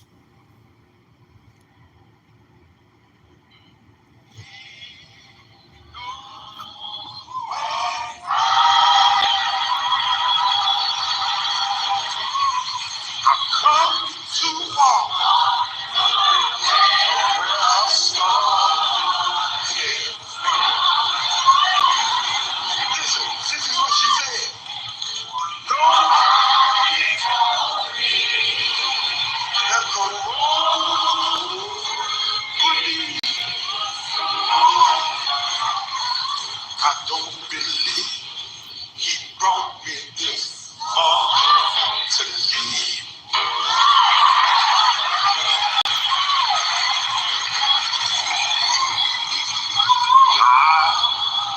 So why don't y'all sing? Anyways, a guy that was really reverenced. He was really, I don't know if he also was preaching, because his name is Reverend James Cleveland. I don't know him that much to know if he was also a pastor in addition to being a singer. I just know that he was famous for singing, but he might have even been a pastor, y'all. Just think about how much people really look out for their pastors. They put them on pedestals, and when a big scandal breaks about them, you know, a lot of times people just overlook the scandal because a lot of people still play his music. A lot of people still, mention him, still like on the level of Elvis Presley. He was like the Elvis Presley of gospel. Let me see what you guys are saying before I continue. Thank y'all for coming through, though. This is For Black for short. For Black Righteous Folks Home. If you guys don't know, if y'all could, please support by liking the video. Let me see, where was I? Do you guys know who Reverend James Cleveland was? Did y'all like gospel music before, or was this not really your thing? Easy access. Today's live stream should be titled Secrets Being Revealed. I might go ahead and just do that. Good one. James Cleveland was one of the best gospel singers that I've ever heard. I wasn't into gospel music until I heard his songs. Even after his vocal cords got damaged, he was able to sing songs. I heard about that. I'm not sure how much of him I followed. I just knew like maybe 2 or 3 songs that was played a lot in this one household that I was at. But I definitely heard his name along with Shirley Caesar and some other ones. Easy Access, this is some great history on Black American gospel music. Exactly, it is his story, history, but it's definitely not going to end on a good note. So all this worship that we do for pastors and singers and all that, hit the rumor about him, y'all going to be shocked. For Rivers says, the rumors about Cleveland didn't come out until after he passed. I was hurt when I heard them. I know there is an alleged secret gay culture in many churches. He could have been a victim of SA there. You think so? Or he could have been the person that was doing the SA. We'll find out. I'm about to fast forward a little bit. You said my grandma listened to him a lot. Easy X, that's what I'm saying. Elderly people listen to him a lot. I lived in this foster home, and the people were about 60 something years old when I was living there. So they were playing that kind of music all the time, every Sunday. Cooking Sunday dinner, you would hear that blasting in the living room. I used to be like listening to it like, okay. Say Brother says, I bet $5 he was a download man. Exactly, Say Brother. You already got your radar up. Four Rivers says Cleveland was the king of gospel to many church people. I feel that if those rumors are true about him, that's an example of why most gay men really need therapy. Yes, Four Rivers. Yes, a lot of them need therapy. But they don't go and get it. They don't go. Say Brother says, if I lose, I'll send you $5 through Cash App. You're gonna make it, Say Brother. Don't worry about it. I wouldn't bet against that. Four Rivers says, I just wish that all those rumors about him would have come out when he was alive so that he could have defended himself. He was a big man. People didn't want to snitch on him outright. We're going to find out why it took so long for coming out, though. We're going to figure that out right now. Blend different musical styles into gospel not only broadened the genre's appeal, but also showcased his creative genius, whether through workshops, recordings, or his record label. Cleveland's influence continued to grow, cementing his legacy as a pivotal figure in gospel music. The story of James Cleveland is far from over, with hidden facets of his life and career still waiting to be uncovered. Awards and death. James Cleveland's illustrious career was studded with accolades and achievements. Among his most cherished accomplishments were his Grammy Awards, which underscored his immense impact on gospel music. In 1974, Cleveland, along with the Southern California Community Choir, won his first Grammy for Best Soul Gospel Performance with the album In the Ghetto. This recognition solidified his reputation as a leading force in gospel music. Just a few years later, in 1977, he won another Grammy for Best Soul Gospel Performance Traditional for his live album James Cleveland Live at Carnegie Hall. This performance captured the essence of his live shows, filled with energy and spirit. The accolades didn't stop there. In 1980, Cleveland won yet another Grammy for Best Soul Gospel Performance Traditional, this time for his collaboration with the Charles Fold Singers on the album Lord, Let Me Be an Instrument. This award highlighted his ability to bring together different talents to create something extraordinary. His final Grammy came posthumously in 1990 for Best Gospel Album by a Choir or Chorus. The Southern California Community Choir's album Having Church featured Cleveland's iconic rendition of Tremaine Hawkins' What Shall I Do, and demonstrated his enduring influence in the gospel music world. Despite his declining health, Cleveland remained deeply committed to his faith and his music. In the year leading up to his death, respiratory problems had left him unable to sing. Yet, on the last Sunday before his passing, he addressed his congregation at Cornerstone Institutional Baptist Church with a powerful message. If I don't see you again, and if I don't sing again, I'm a witness to the fact that the Lord answers prayer. He let my voice come back to me this morning, he told them, leaving an indelible mark on those present. James Cleveland passed away on February 9, 1991, in Culver City, California, at the age of 59. The cause of death was reported as congestive heart failure, and he had fallen into a coma shortly before his death. His passing was a profound loss to the gospel community, and his funeral service at the Shrine Auditorium in Los Angeles drew over 8,000 mourners. It was a testament to the impact he had on so many lives. James Cleveland was laid to rest at Inglewood Park Cemetery in Inglewood, California. His legacy, however, continues to live on through his music, and the countless artists he influenced died interstate. When James Cleveland died, he left behind a complicated legal mess because he didn't have a will. This caused trouble for Andre Cleveland, who claimed he deserved a share of the estate. Andre filed petitions to transfer some of James's property to the estate, but the court didn't make it easy for him. Andre, whose real name is Andre McKissick, said he was like a foster son to James Cleveland. Andre's mother, Esther McKissick, moved to Los Angeles in 1968 and met James. They lived in James's home for 12 years, from when Andre was 12 until he turned 24. James supported Andre and even claimed him as a dependent on his tax returns.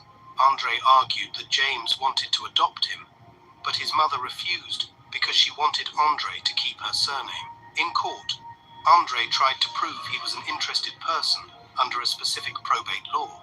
This law allows a foster child or stepchild to inherit if there's clear evidence that the deceased would have adopted them, but for a legal barrier. However, the court decided that no legal barrier existed once Andre turned 18, which was 16 years before James's death. This meant Andre didn't qualify to claim part of the estate. On November 6, 1991, Andre filed petitions to transfer property to James's estate.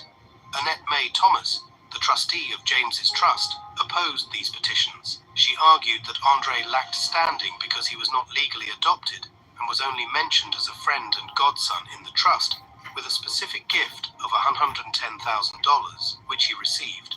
Annette filed for summary judgment, and the court granted it. The judge agreed that Andre did not qualify as an interested person because the legal barrier to his adoption, his mother's refusal, ceased to exist when he turned 18. Despite living with James and receiving support, no adoption process was initiated after Andre became an adult. This meant he had no legal right to inherit under the probate law. Andre appealed the decision, but the appellate court upheld the summary judgment. The court emphasized that the law required a legal barrier to be the only reason the adoption didn't happen. Since Andre's mother's refusal was no longer an issue after he turned 18, James had plenty of time to adopt him if he wanted to, but he didn't. His daughter. One significant aspect of his personal life was his relationship with his daughter, Leanne Cleveland, and her mother, Jean Irvin. In October 1991, Jean Irvin, a member of the Cornerstone Institutional Baptist Church, publicly asserted her claim as the mother of James Cleveland's only biological child, Leanne Cleveland, born in 1965. Irvin's statements were significant. She claimed that Andre M. Cleveland, often considered James Cleveland's adopted son, was actually one of many homeless children whom Cleveland had taken in over the years. This claim cast doubt on the nature of Andre's adoption, suggesting that he was part of a broader pattern of Cleveland's benevolence towards children in need, rather than a formal adoption. Leanne Cleveland's existence and her relationship with her father were not widely publicized during Cleveland's lifetime. However, Irvin's claim brought her into the public eye, emphasizing the familial bonds that were often overshadowed by Cleveland's public engagements and controversies. Irvin's assertions provided a more nuanced understanding of Cleveland's family dynamics, revealing a side of him that was deeply personal and rooted in real human connections. The inclusion of Leanne in James Cleveland's estate planning underscored his commitment to her future.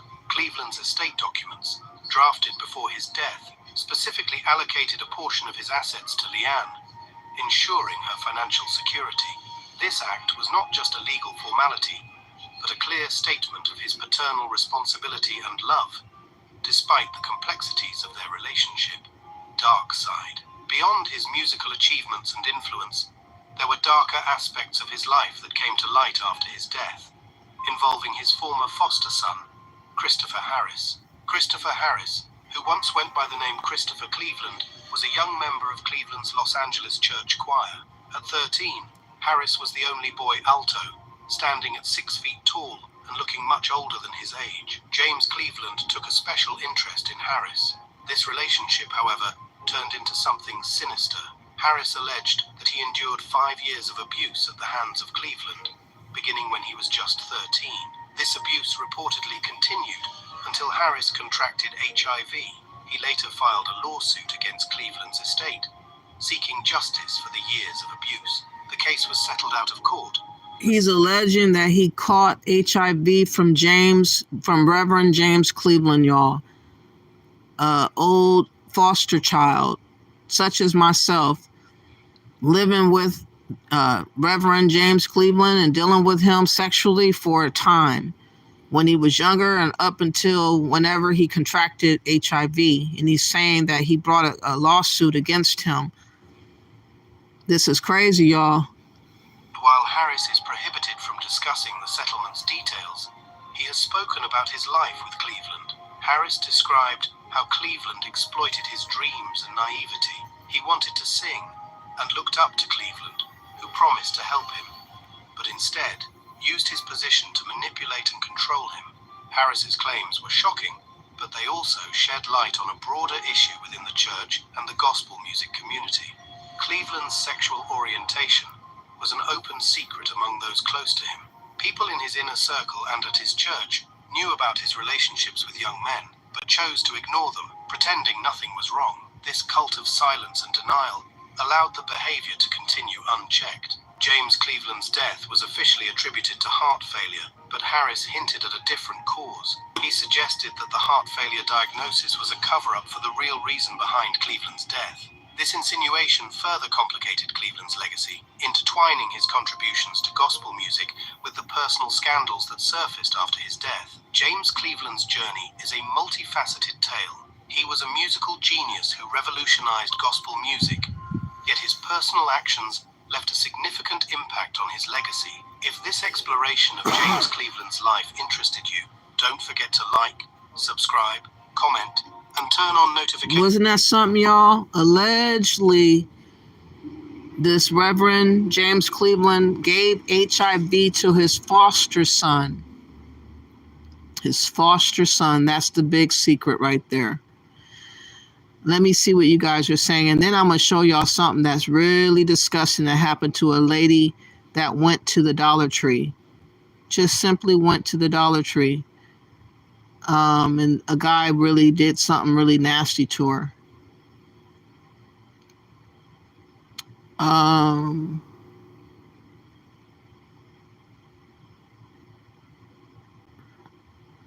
You said, Four Rivers says, and now that a movement has been made around his lifestyle, it encourages SA victims to accept an assault as normal instead of calling out perps. Huh. Oh yeah, the lifestyle. It's like accepted to be turned out and just be supported by these swamp monsters. I'm sure that he supported the foster son for a time. He was grooming him and training him to be a certain way for a length of time until the foster son contracted HIV and started getting sick. He then felt like he needed to out him because that was not the right type of relationship to be having in the first place. A foster son that you are now having sexual relationships with, that is just outrageous that Reverend James Cleveland allegedly did that. And he wasn't able to say anything about it because he passed, and now the story's out. But that's just another secret, y'all, that's alleged. Easy X says, For Black, sorry to ask, but why were you living in a home with 6-year-old people at such a young age? I was a foster child. In a children's home from 7 till 11, and from 11 till 18 was in foster homes in a group home. So that's why I was so young with a 60-something-year-old. It was a couple that I lived with. And Easy X says, I think I know where this is going. Oh, yeah, it's download time. And unfortunately, he caught HIV and handed out HIV allegedly to his foster son, y'all. Say Brother says, what did I tell you?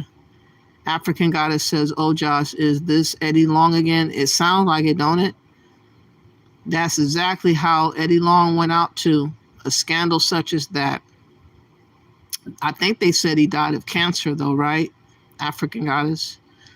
And Say Brother says, this guy was another pastor, Dwayne Dawkins. This guy was another Pastor Dwayne. I think I have heard of him before. Speaking of which, you guys, there are so many different cases that is going on. Oh, let me show you this other one. Listen to this real quick, y'all. This is disturbing. This is disgusting that a guy would do this to a lady out in public. But this is what happened, y'all. Listen to what the lady is screaming. This is wild right here.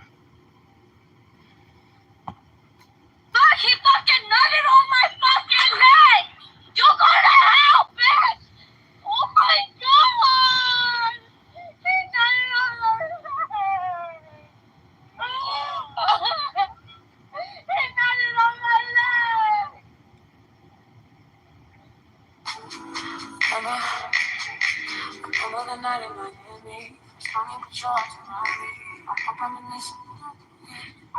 y'all, welcome back to my channel. Today's video is going to be another chit chat with Bree. Now, unfortunately, we have a video here where a guy, he nutted on a girl's leg in public. This is so disgusting, y'all. So disgusting. Did y'all hear that? Did y'all hear what the lady said in the beginning? Let me play it one more time. Look, he fucking nutted on my fucking leg! You go to hell, bitch! Oh my god! He nutted on my leg! He nutted on my leg! The guy at the Dollar Tree nutted on her leg. This dude right here with a shirt that says, "It's not going to lick itself." It's not going to lick itself. Nutted on a woman's leg out in public, just like that. Unfreaking real. That just shows you how there are so many swamp monsters out there. There's so many people out there that we have to be wary of. There's so many sickos out there. Oh my goodness. That story is, I know, yuck. And she had to, I'd have been trying to get some water. I mean, oh my God. Can y'all imagine? You said, "What's up, Monique? How you doing? How are you? Hope that all is well." Yes, thank you for coming through today. I have one more story to tell, and this is just gonna reiterate to women again the notion of these types of men out here are outright either gay or they're down low. Now they're bisexual. And there's a lot of murders and stuff that's happening resulting behind that lifestyle too. It's not as peachy and cream as they would like us to believe. With trying to spread this agenda, which I don't think that, anything that's gay, should be happening organically, not with the help of others that's trying to make it further with an agenda. I don't believe in that at all. I think the lifestyle used to be fun, more trendy when I was younger. And now it's just turned into a whole nother thing. And I just don't support a lot of the stuff that they do. I don't like the flamboyantness of a lot of the gay men that are exhibiting themselves out in social media or wherever. I don't know. There was a time when they were more conservative, and now it's not that way. And so you have a whole lot of different types of gay people coming out of the woodwork, and they're doing too much. They are involving themselves in sexual relations way too much. They're putting at risk a lot of women and men alike too much. And so the story goes on with so many different cases of murders and triple life relations, one-on-one swaps, threesomes, all kinds of really crazy things that's happening now in the lifestyle. People are just allowing themselves to just morph into so many other different ways of being, and it's just wild out here right now. So there should be a warning to women to beware and wary of these types of men.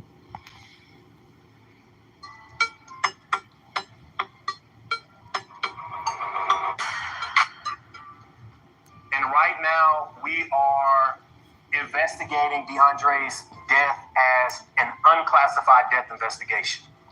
What that means in our terms is that our officers do not have the capabilities of determining if this is going to be a criminal case or a non-criminal case. This is the story of DeAndre Cottrell, age 31, an Atlanta native who mysteriously died on the 4th of July 2024 while visiting his sister in Alabama with his lover Julian Morris. DeAndre was doing great that day, but for some unknown reasons, he suddenly ran out of his sister's house, then ended up found dead hours later. What made this case interesting is that Julian, his lover, went into hiding but pointed fingers to one of their thruple relationship members, saying he knows what happened to DeAndre. This seems like a case of three men falling in love with each other and then hurting each other when one of them pulled out of the relationship. Hello and welcome to Twisted Crimes. Subscribe and hit the like button for more stories.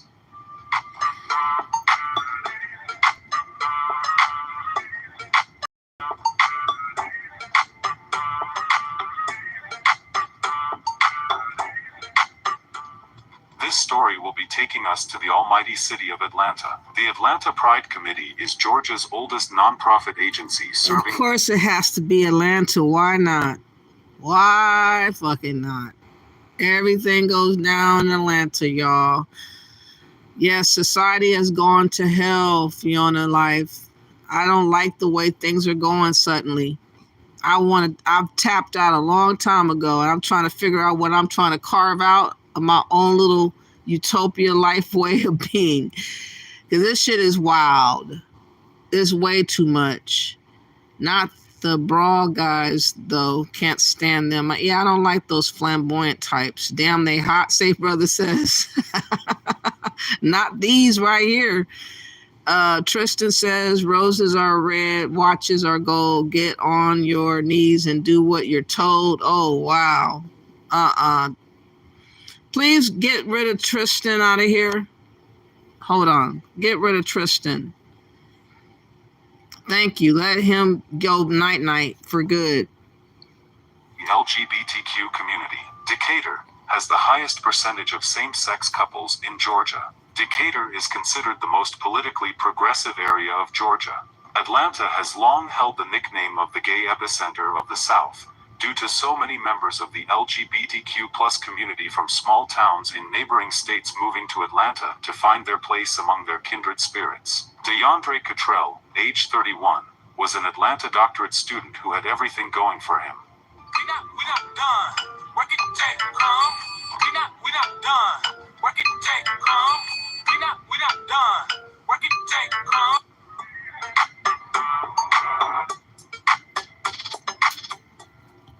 What I want to say to the woman out there, if a guy twerks better than you, if he's jumping and hopping all over the place and claiming to be straight, I would question him a little bit better than that. If he's doing it better than you, I would have side eyes to that. I would be questioning and wondering about that. Just know, don't ever accept it. If you want a straight man, don't accept a guy that twists better than you. To his family members, especially his mother, he was also a model/dancer. He had a good body and was never shy to show his body.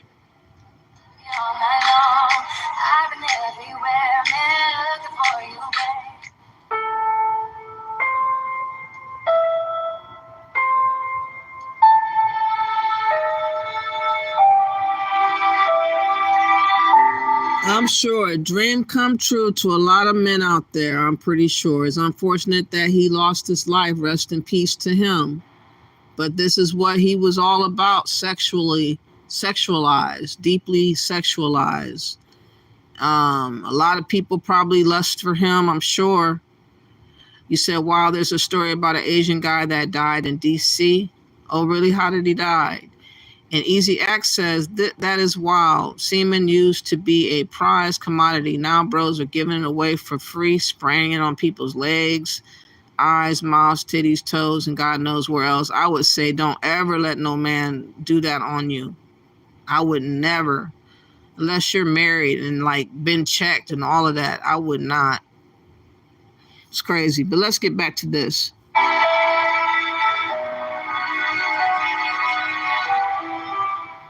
DeAndre was close to someone named Derek Garnell. They had been together from way back in the days.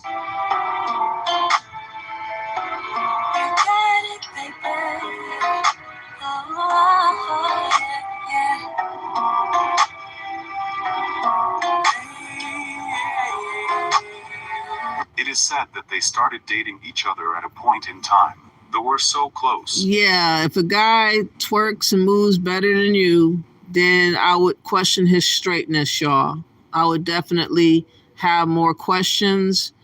And they coordinated and everything. They were getting their jigging on. I ain't gonna lie, they had it going on as far as like partying and attracting attention and attracting the crowds. For sure they did. They could not do without one another. They were always seen together. They dated for a while and things were smooth for them. Everyone who knew them said they were very happy together.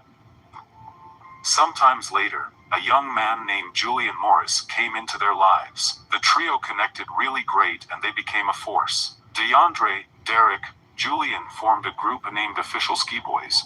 They were dancers and they moved and turned heads with their I know the women are seeing this and they're like, why? Why? I don't know. Wow, but they were like in a trio now. They were like in a group, like. Where's the other guy at? Is that him? Okay, let's go. Was everywhere they go. Here are some of the videos. I sit on the corner and shake my shit. Now I'm gonna give y'all another hit. Shaka Khan is this. Yo, we are out here at the first Shaka Khan of the summer. The vibes are lit. As you can see, the people are out. We out in hot side. Hope I don't burn.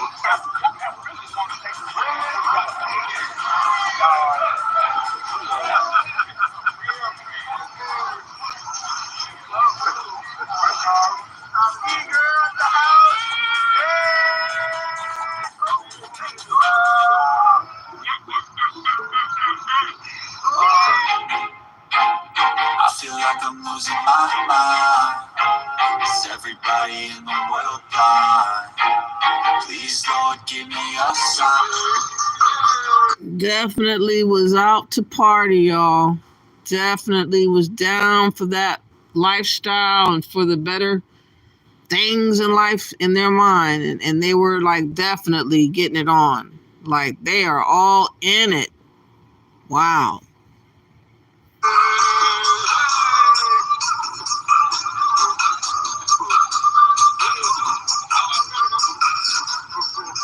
Easy now, no need to go down.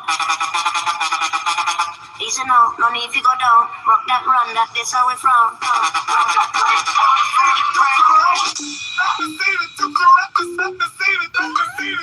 I didn't think he gonna be showing all these dance. I wish we get back to the story, y'all. Please hurry back. Help me out, y'all, in the chat room. Let me see if there's anything else I could talk about for a minute. You said, damn, they hot. Okay. Looking at them from outside, things were fine, but not everything was fine sometimes. According to some people who knew them, they said DeAndre and Derek decided to let Julian become involved with them romantically, so they ended up having a thruple relationship. The couple seemed happy and things were sweet and nice for them. The trio got gigs together and also did shows at weddings, etc. together.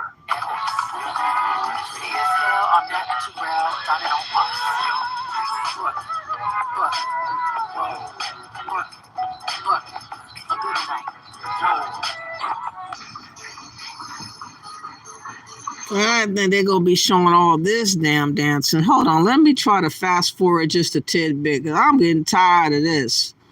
Hold on. Let's get back to the story. For a year or two, it was just DeAndre and Julian in the relationship. Everything was fine for them, even though Derek was now just a member of the dance group and not in a relationship with them. On July 4th, 2023, DeAndre and Julian as a couple decided to visit DeAndre's sister in Alabama to celebrate the 4th of July. Few hours after they arrived, they were outdoor popping fireworks, but he told his sister he wanted to check on his dog who had been really scared of the sounds. Unfortunately, that would be the last time his sister would see him alive. Julian would later say he saw DeAndre running out the back door and jumping over the fence, but he would not say what was chasing him. DeAndre's sister reported the case to the police and they listed him as missing. DeAndre's sister stated that while they were searching for DeAndre, Julian sat back home eating. Also, she said Julian was acting suspicious all evening. A day after DeAndre went missing, Derek posted this on his social media. It reads, "I have been in Birmingham for 2 days looking for Dre and Julian. With the help of his mom, I have talked to Julian, but his location is still unknown. Dre hasn't been heard from since that night of the 4th. We are now waiting for K9 services to assist with the search." Julian would also reply to what he posted on social media by saying Derek knows where I'm at. He is able to get in contact with me. I think he has something to do with DeAndre's missing. Not too long after he was reported missing, the police would find the body of DeAndre Cottrell in the shed of an abandoned Birmingham home. Things went south when police wanted to interview Julian, but he was nowhere to be found. He had gone into hiding. The police declared him a person of interest soon after. My children started to pop fireworks, and because my brother had his dog with him, he's like, "Hey sis, gonna run in the house right quick and go and check on the dog." She says Julian was the one who alerted her that her brother disappeared, saying he jumped off her patio balcony. He told us that when he jumped, he bounced, he got up, jumped the fence, and then he took off running. She says Morris was the last person to see Cottrell alive, and his initial reaction and behavior was bizarre. While we looked, Julian did at one point, while everybody was searching, we came back in the house and Julian had fixed a plate and was sitting there eating, and he looked at me and was like, "Oh my gosh, the food is so good." Fearing Morris knew more than he was letting on, she told him to leave and find somewhere else to stay. Julian knows everything. He kept making sure to remind me throughout his rants that he was a Marine. The Birmingham Police Department would like to provide an update in the DeAndre Cottrell missing persons investigation. On July 4th, the Birmingham Police Department launched a missing persons investigation on 31-year-old DeAndre Cottrell, who was last seen leaving a residence on foot in the 7900 block of 4th Avenue South. The following day, while East Precinct officers were searching the general area, they located clothing items believed to belong to DeAndre. A community member informed our officers that they had surveillance footage of DeAndre walking in the area. With the clothing items and surveillance footage, East Precinct supervisors and officers narrowed down their search on Saturday, July 6th. And just before 3 p.m., they discovered DeAndre Cottrell's body in the 7800 block of 5th Avenue South. The Jefferson County Coroner's Office responded to the scene and took care and custody of DeAndre Cottrell. The Jefferson County Medical Examiner's Office will perform an autopsy on DeAndre to determine the manner and cause of death. The Birmingham Police Department needs your help. The last person who saw and or heard from DeAndre was 31-year-old Julian Morris. We have shared a picture of him on our Facebook, Instagram, and X pages. If you see him or know of his whereabouts, please call 911 or contact Crime Stoppers immediately. If you have any additional information in this investigation, as I said before, it's always something that's going on in that three-way relation, and just the lust of it all, just the lusting and the whoremongering of it all that resulted in now the death of this young man. Rest in peace to him. On 4th of July, y'all. I guess I can play it out just in case you guys see him. Maybe they're going to show another picture of him. I don't know. please contact us directly at 205-254-1764, or if you wish to remain anonymous and receive a cash reward for your tip, please reach out to Crime Stoppers by dialing 205-254-7777. The Birmingham Police Department will provide additional updates as they become available. Julie, where are you? DeAndre Cottrell's family wants answers as police continue to search for Julian Morris. He was named a person of interest after Cottrell was found dead 2 days after he was reported missing. The two were visiting from Georgia and said to be in a relationship.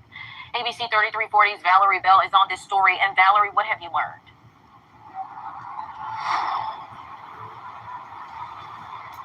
Muriel, DeAndre Cottrell is a Birmingham native. Last week, he was in town visiting his family for the 4th of July holiday. I spoke with his brother, who says they want justice. Birmingham police want to find Morris so they can questions. I don't want nobody to feel how we feel, and the confusion and the worry and just trying to accept it. DeAndre Cottrell's visit back to Birmingham ended in a way no one expected. I get a call from my sister. Hey, pull up. Bubba went missing. That's what we call it. He was visiting his sister's new home for the first time.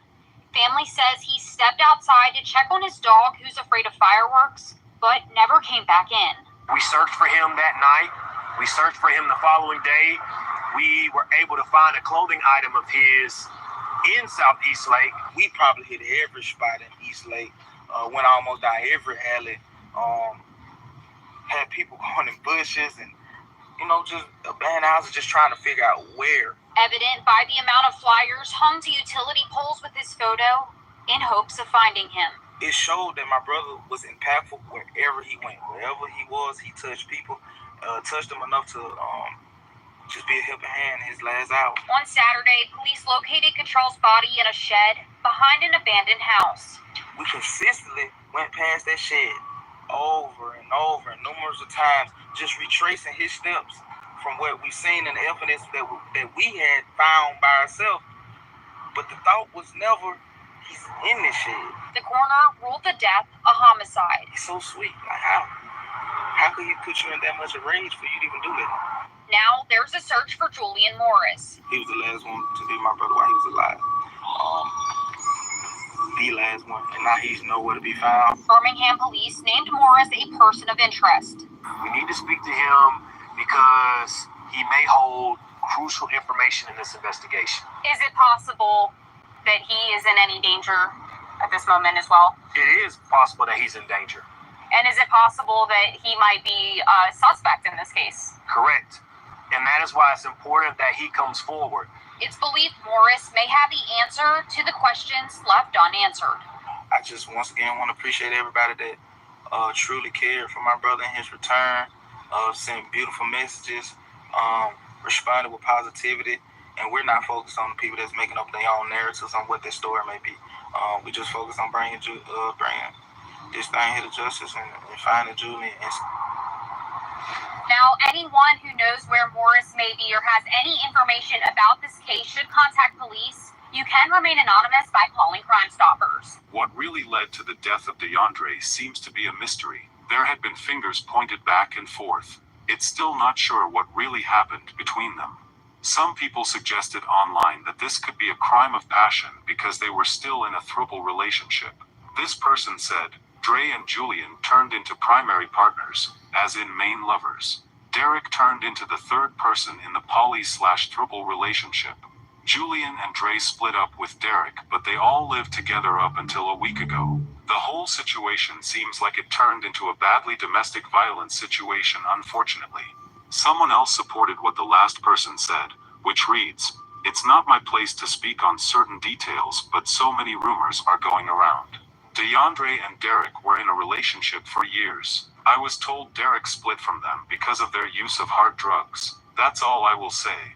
But I got my information from a close source to both of them. As at the time of making this video, Julian is still not yet found by the cops. They still trying to find him so he can explain the mystery that happened in that house on July 4th. We from Twisted Crimes do hope the cops can get to the root of this death. Some people don't really like the type of life DeAndre lived, but no body is supposed to die just like that. Despite what people think about him, his families would still like to know what really happened to him. What could have happened? What can it be? People need to know. Hopefully someone who knows what happened steps up to shed more. Sounds like it's gonna be a mystery until they catch the Latino guy. I think he's Puerto Rican or Latino. The one that needs to be interviewed. But anyways, I really appreciate everybody for coming. I just wanted to share the relations that are a thin line between love and hate. You can be taken for your money in the first case, and all the other cases you could be taken, your life could be taken, or someone that's close to you also could earn your trust. And like Reverend James Cleveland with the foster son, all these cases just shows that the morality It's really low right now. And the second case was the guy that married he married to a man and a woman, had 3 kids with the woman, divorced from the woman and the man, and on the show of Kendra G to get another guy while he had a boyfriend. Just so much nastiness. And also the other guy, the shocker, was the guy that allowed himself to catch HIV and syphilis and herpes and trichomonas and chlamydia. It's a whole lot of nastiness going on and a whole lot of reckless lifestyles that's happening right now in 2024. And it's kind of shocking, and at the same time, I'm not really surprised, but it is still kind of like yuck. And why and how could it ever get so far? And the most shocker is that most of these people are not shamed at all about any of it. And the last case is unresolved. Triangle relationships typically end terrible. 3 ways just don't work out. Always a third is a third wheel. You said mainstream media, the police, black communities, the 3 entities. Meaning what? Premium, Rose Star, thank you for coming. You also said sounds like MSM case they never want resolved so they can bring up every year at the same time. Well, it is on the 4th that the crime supposedly happened. And so if it turns out that they are still alive, women avoid those men. Well, that one guy was found in the shed, so he's not alive. But there's a lot to be said about how men are moving these days. This wasn't really about how women were moving, except for the first case when she got out of her money. She got tricked out of her money because she was dumb enough to tell her information. She didn't have to say anything. She didn't have to say nothing. She just could have sat on that money and looked at that guy closer because he was undocumented. There's just a whole lot of things, a lot of decisions people did on these videos that turned out to be really bad decisions. And it's a thin line, y'all. The news, if fake, you think it's fake. To put his body in the shed, horrible. I know. I mean, that's one thing I don't like about the 4th. The 4th, you can camouflage gunshots because of the fireworks and all of that. So I don't know why the dog was not in the house. Why wouldn't the dog be in the house for the 4th? Knowing that dogs are really messed over with the 4th. So it kind of sounds like a shady story to begin with. I don't even know if supposedly the guy went to go check on the dog. Maybe the dog was already put up because most people put their dog up on the 4th. So maybe that was just out the gate a lie by the guy that's missing. I hope we'll find out eventually. I know, African goddess. So anyways, if y'all want to listen to some music, let me know. I will play a song or 2 before I go. I appreciate you guys for listening and spending time with me. And what comes to mind about all these things is the fact that people are dreaming and wishing and praying on waterfalls. We're wishing and dreaming of fantasies, and that they don't end too well when we make bad decisions. And a lot of people are making really bad decisions on how they're moving and how they're relating to people. I'm trying to find a song that's not copywritten though. You guys remember Down Low? by R. Kelly. This kind of comes to mind with all the down low activities that these men are into. Oh yeah, I'll play that song too. You know what? I'll play that song first, because do you want to hear the down low by R. Kelly? By R. Kelly, let me know. I'll play instead Stacy Lattisaw. YouTube has free sounds in the YouTube video studio. Really? I don't know how to work that. You'd be surprised I don't really be doing too much. Just be doing these simple bit videos that don't really mean anything except for what's going on at the moment. Let Me Be Your Angel. I remember that song. Let me be. Lyrics. I appreciate everybody for listening in the clouds. I understand that a lot of people are just looky-loos, but it would be appreciated if you would like the video, subscribe, and share the video. This song is by Stacy Lattisaw, or she's singing it rather, not, she didn't produce it by herself, but the singer is Stacy Lattisaw, and the song is entitled Let Me Be Your Angel. Hold on.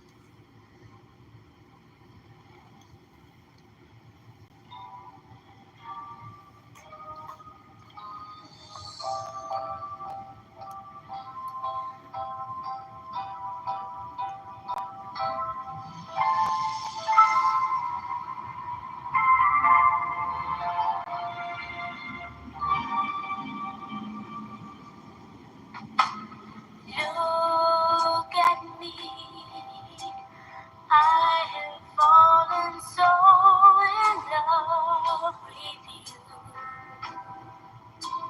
Please don't leave, stay around. Let me tell you all the things I feel. Won't you please?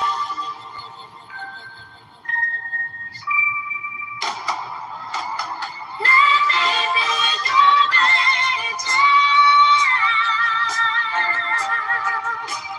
Let me be the one for you. Let me be your angel. Let me be the one you believe in.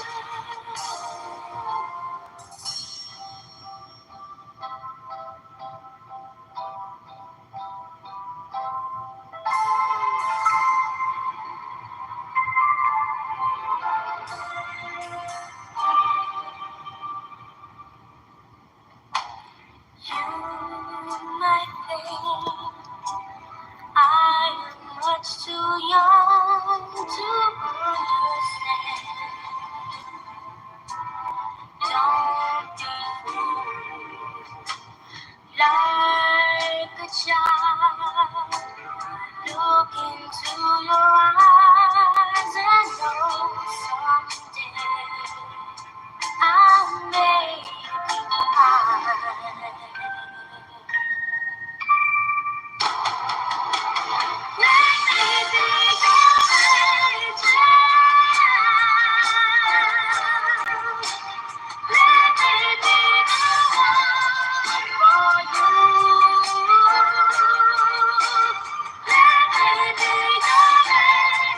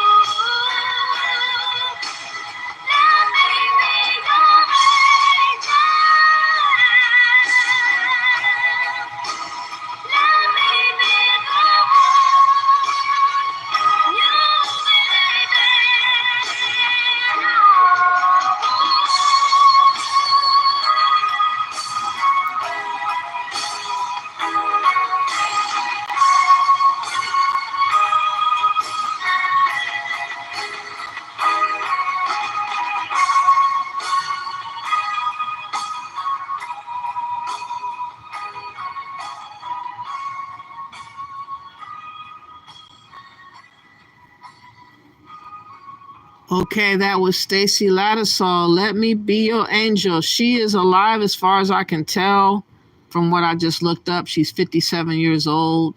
Now, I don't know who Boz Skaggs is. Is that how you say his name? Boz Skaggs. Lowdown. I have no idea who it is, but I'll try it. I tell you, 50 is the new 30. Is that what it is? I would like to believe that.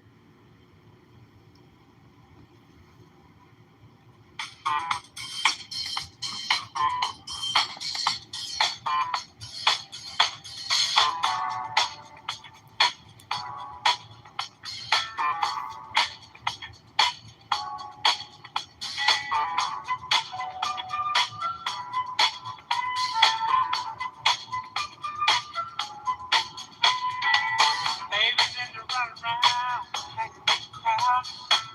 Put your business in the street, talking down now. Saying about this and that. How much you done spend? I swear she must believe it's all heaven sent.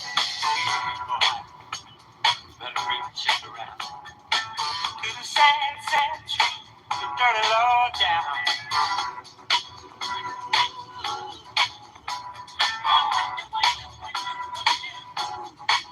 How to talk like that.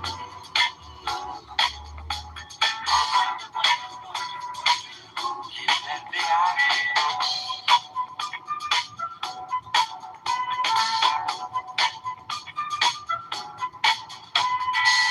Nothing you can't handle, nothing you ain't got. Put your money on the table, drive it off the lot. Turn on that old love light, turn the baby to a yes. Same old schoolboy game got you into this mess. Better get on back to town. Face the sad old truth, the dirty love down.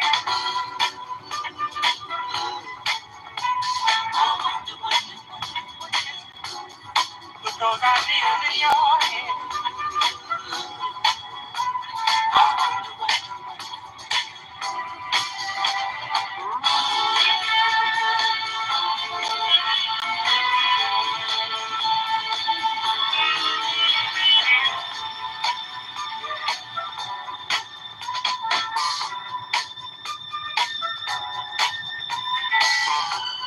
Come on back down here, son. Take a low, low, low, low,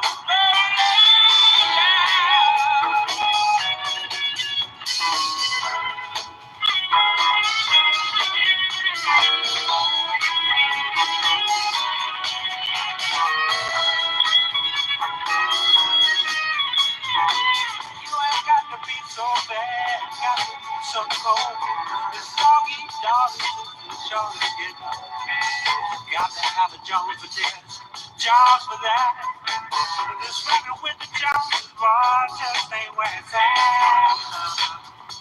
You're gonna come back around to the sad, sad truth, the dirty low down.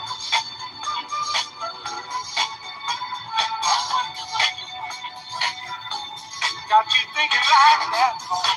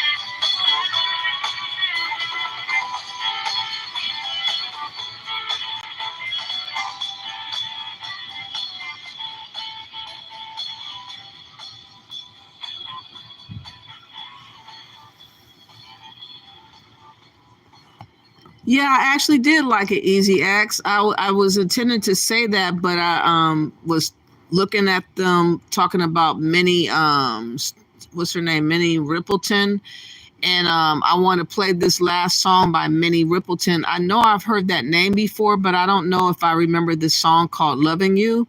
But this is who passed away, and I know she had high pitched voice, but I don't remember if I don't know if I remember this song. Anyways, I appreciate everybody that is here. If you have not yet, please like the video, please share and subscribe. I would greatly appreciate it. Here we go with "Loving You."